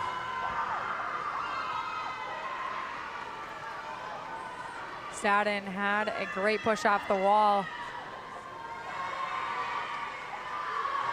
Got some more space between her and lane 3. She touches the wall. Addison Staden getting the victory, just an 8th grader. So an exciting start to her young career as she continues. And that's what makes Blaine so strong. Like, they have 8th graders that are winning varsity meets. They're just so strong from top to bottom. Their future is bright. Right now is bright. Blaine should be a good swim and dive team for years to come. When we take a look at who got second in that race, that was Gabby Bush, and she's also just a freshman. So again, as you're saying, just to complement that, just these freshmen, these 8th graders, you've even seen some 7th graders come out and have an impact. It's great for the longevity for Blaine. And for the program and for themselves. I mean, how cool is it to go out and win a race and you're a freshman going against seniors and juniors, and it's a cool feeling to win races against upperclassmen. Our next event, girls 100-yard breaststroke for the junior varsity as they get set to go. Just a few more events until we conclude this evening.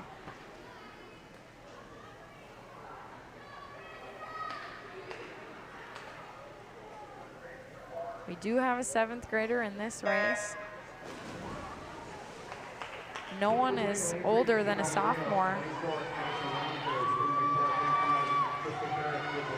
Taking the early lead is lane 4, Addison Rollmaker. Just a freshman for Spring Lake Park, so again, starting that impact. How can she continue to grow and help this program out for years to come? Absolutely, yeah. Build something now and for later in the future. And she'll be around a couple more years, so.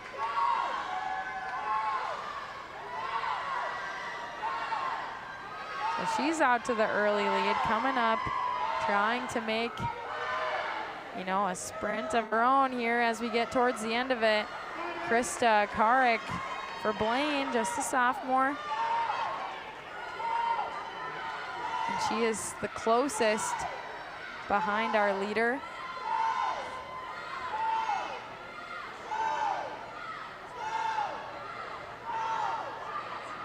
But again, we say closest. That's a pretty wide margin. Such a huge gap that Addison Rollmaker has given herself. Staying strong, staying consistent. And she is just about to touch the wall, and she does. Stopping that time again. You saw her push to the end, not let up even though she had that big lead.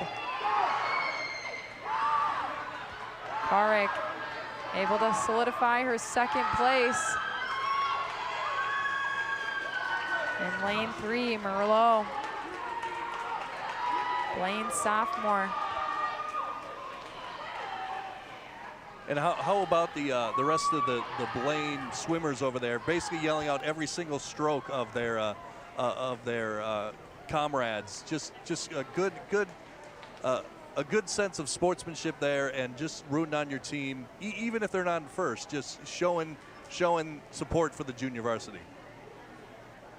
Well, that's exactly what the coaching staff was telling me before this meet. Nick Johnson, the co-head coach for the boys side, but he coaches the diving on the ladies side, and he was telling me that those ladies stay after, those varsity ladies stay after and help coach those JV girls. And how nice is it to have not just one coach, but you have your teammates helping coach you to rise and start your young career off on a great note, just from having their experience help you out. Right, and that's how you build winning cultures, because I'll bet you that the freshmen, or that the upperclassmen before them stayed after and helped them out when they were younger. So it's the winning culture that you build there at Blaine. Now this is the varsity ladies 100-yard breaststroke. We do have an 8th grader in this race alongside quite a few upperclassmen.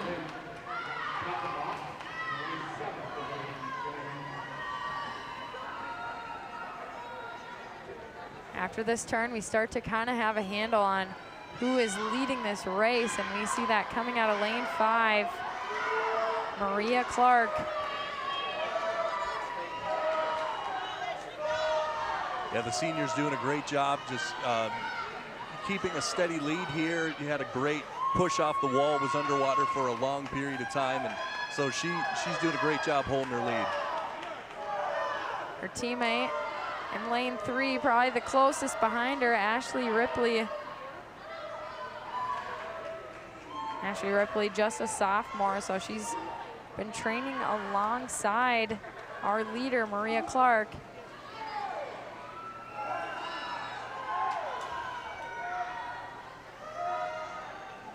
As Maria Clark comes on in to touch the wall, she gets it, 40.1. 40.10 for our leader, Ripley, 41.54.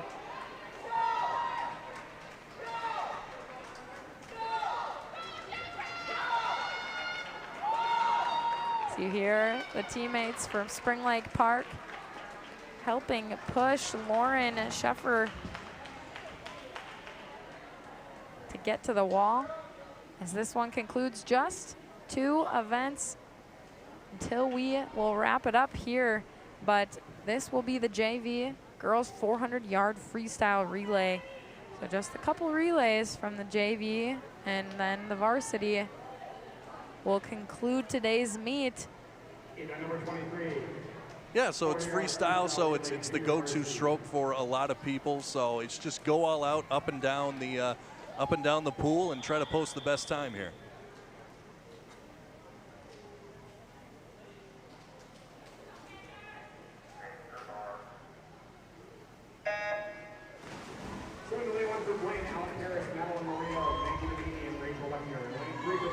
Entering the pool, that early lead coming out of lane 5, that's Blaine's A team. See if she's able to keep this lead out of the turn. She pops up, she does still have it, trying to nudge her out. Lane 4, Spring Lake Park's A team. And that in lane 5 is Layton. They continue to push, and each of them will take 100 yards. But I'm sure that all they're thinking is at least they don't have to do 400. Right, or 500, yeah. Just gotta do the one. Right.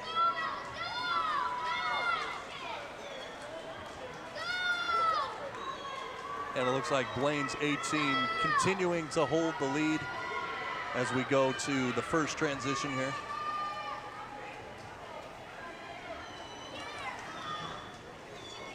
Engfer pops in the water for Blaine Bengals in lane 5, keeping that lead, trying to help surge forward even more. The lane 4, the next closest, Spring Lake Park's A team, that's Winful.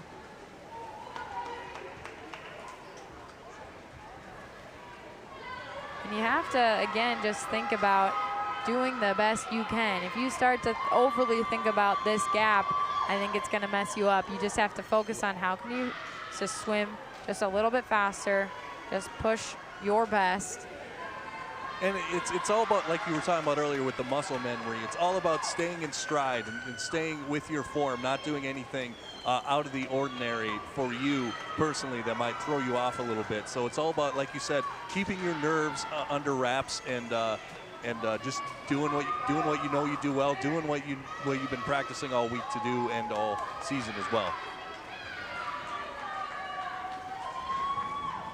Engfer transitioning now with Clark. This is Lily Clark for the Blaine Bengals A team.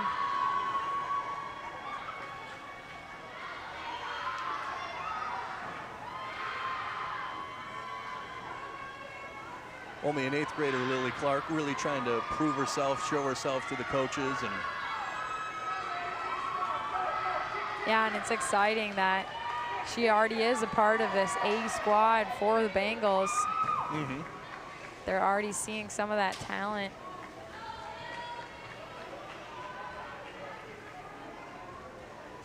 As we continue in this, that's Evie Noyes for Spring Lake Park in lane 4.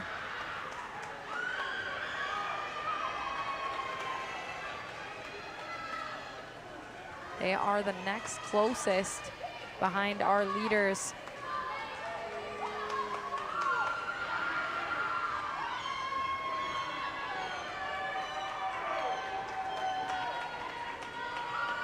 And as these ladies continue to fight out there, again, you're trying to find whether it's that race between second or is it really going to be that race between third and fourth. That seems to possibly be the closest battle we're going to see as the Bengals continue to make this margin that much bigger here in first place. And that's what the Blaine has shown in this race the whole time, just consistency. They've been consistent. Each swimmer has done their own thing to increase the lead, and now the lead is basically insurmountable at this point.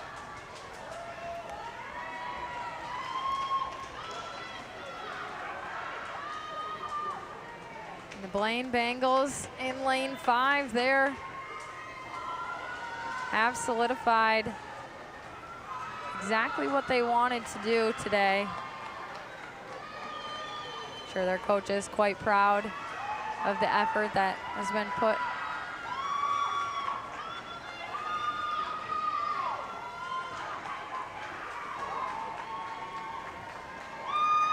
And the Bengals get the victory here in the 400-yard freestyle relay. Again, this is the JV. Our final event will be at this same one, but with the varsity to conclude the evening. But both A teams putting it out there, doing what their coaches thought they'd be able to do, get that first and second slot. It looks like the battle for third might be a close one. Lane 7 gets it, that relay team. That is Blaine's C team.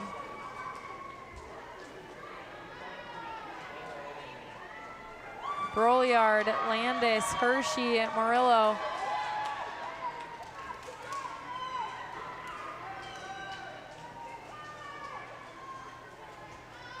And for them, that is pretty exciting because, again, you know, you are coming into it, you're listed as the C team, so you're thinking, okay, maybe that means we'll get third, but you also think, okay, well, the other team has their A, B, and C. Right. So what does that look like when you're having to go up against them? So to come out of it with third place is pretty great for them. Yeah, absolutely. Step it up. Yeah, that's huge. I mean, that's just a confidence builder and something that they can use later on in the season as we go into our final event of the evening. And everyone knows, of course, that it is the final event and it's a relay, and it just helps because a lot of people get into this. You'll start to hear possibly some more vocals coming from the crowd around us, as well as just the other athletes. Everyone is focused even more so on just this last event.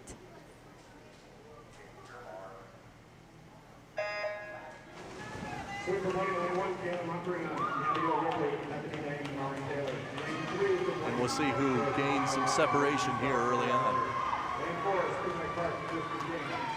Here's that first turn. Lane 5 again. Coming up, Blaine's A team. This is Sophia Leo. We've seen her have some success already this evening. And now she's looking to help her team push ahead and give them that spacing. Definitely still tight. And it's really for Blaine here particularly. It's just you're playing for pride. You've already won the you're in exhibition right now. So you're really just trying to post good times, be consistent, and well, obviously trying to win the match or win the race, but just trying to do the best you can, post your best times, stay in form, and just do the best you can. Yeah, exactly. And you think about it, it's kind of like even I relate it to in soccer if you got up by a few goals and your coach maybe was like, okay, we're not going to score, or we have to do this, this, and this before we can score, you still are playing all out to some extent, because if you don't, you're going to regret it later in the season or that next game when you're not ready because you let off the gas. Kind of have to keep the consistency Another going. thing is you don't want to go out there and try something that's inadvisable and gain a bad habit that might come into play later on. So you're just doing what you do well, staying in form, and just try to end it out. It's Blaine has the early lead here. Yeah, lane 5 continues to build on this lead.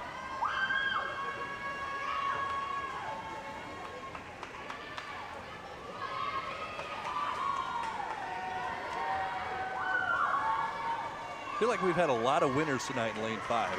I haven't counted all of them, but at least 3 or 4 from lane 5. If it's anything like track, they normally try to put that leader in that lane, because again, you have kind of that wheelhouse of a little bit more knowledge on both sides of what everyone's doing. But maybe it's not. But that's what they would do in track for sure. Would often try to give that best seed time in the middle.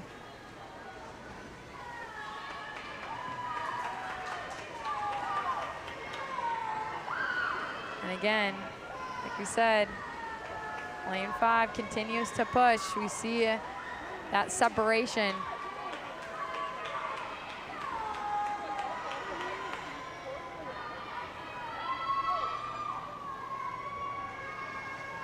And it looks like here we got lanes 3 and 4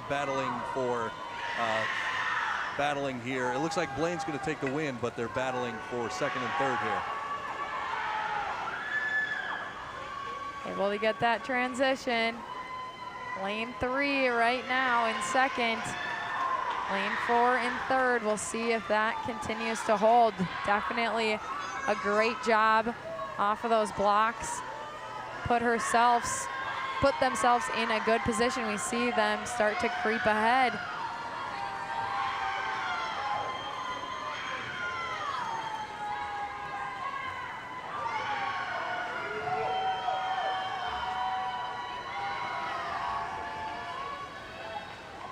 And as these ladies continue, again, it is a relay. They only have to do 100 meters on their own, but all together putting that 400 relay together. Blaine solidifies the victory in lane 5. Again, their A-team is Sophia Leo, Addison Staden, Hannah Ryan, and Maddie Shrank. Have all different ages on this team. Sophia Leo, a junior, Addison Staden, an 8th grader, Hannah Ryan, a senior, and Madison Shrank, a sophomore. As we get to now see our second place and our third place. And what a night for Addison Staden. She won event 20, the 100-yard backstroke, and now part of the A-team, winning in the 400 freestyle, and only an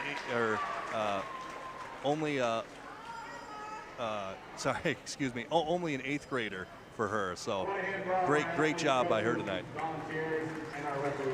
And that concludes all of the events on the evening. These ladies came out in the early parts of the season, definitely put it all out there in the pool today. And we've saw some great talent so far in just, one meet, seeing them. Yeah, absolutely. This was a first for me, my first swim meet, and definitely a lot of talent, a lot of stamina that was shown out there, and just a great effort by both squads here tonight.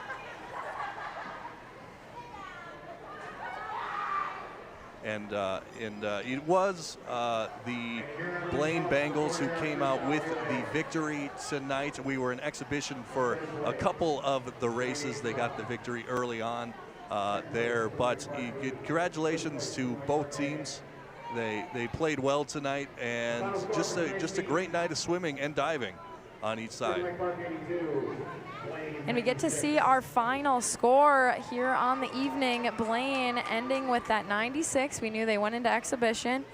And Spring Lake Park got all the way up to 82. So they definitely grew on that amount and got that margin to look a lot closer here on paper. Absolutely, yeah. That'll look good tomorrow in the Star Tribune. It'll look like a good score for them to post, and pretty impressive putting up 82 against a really good Blaine squad. So good job by Spring Lake Park, and congratulations on Blaine with the victory.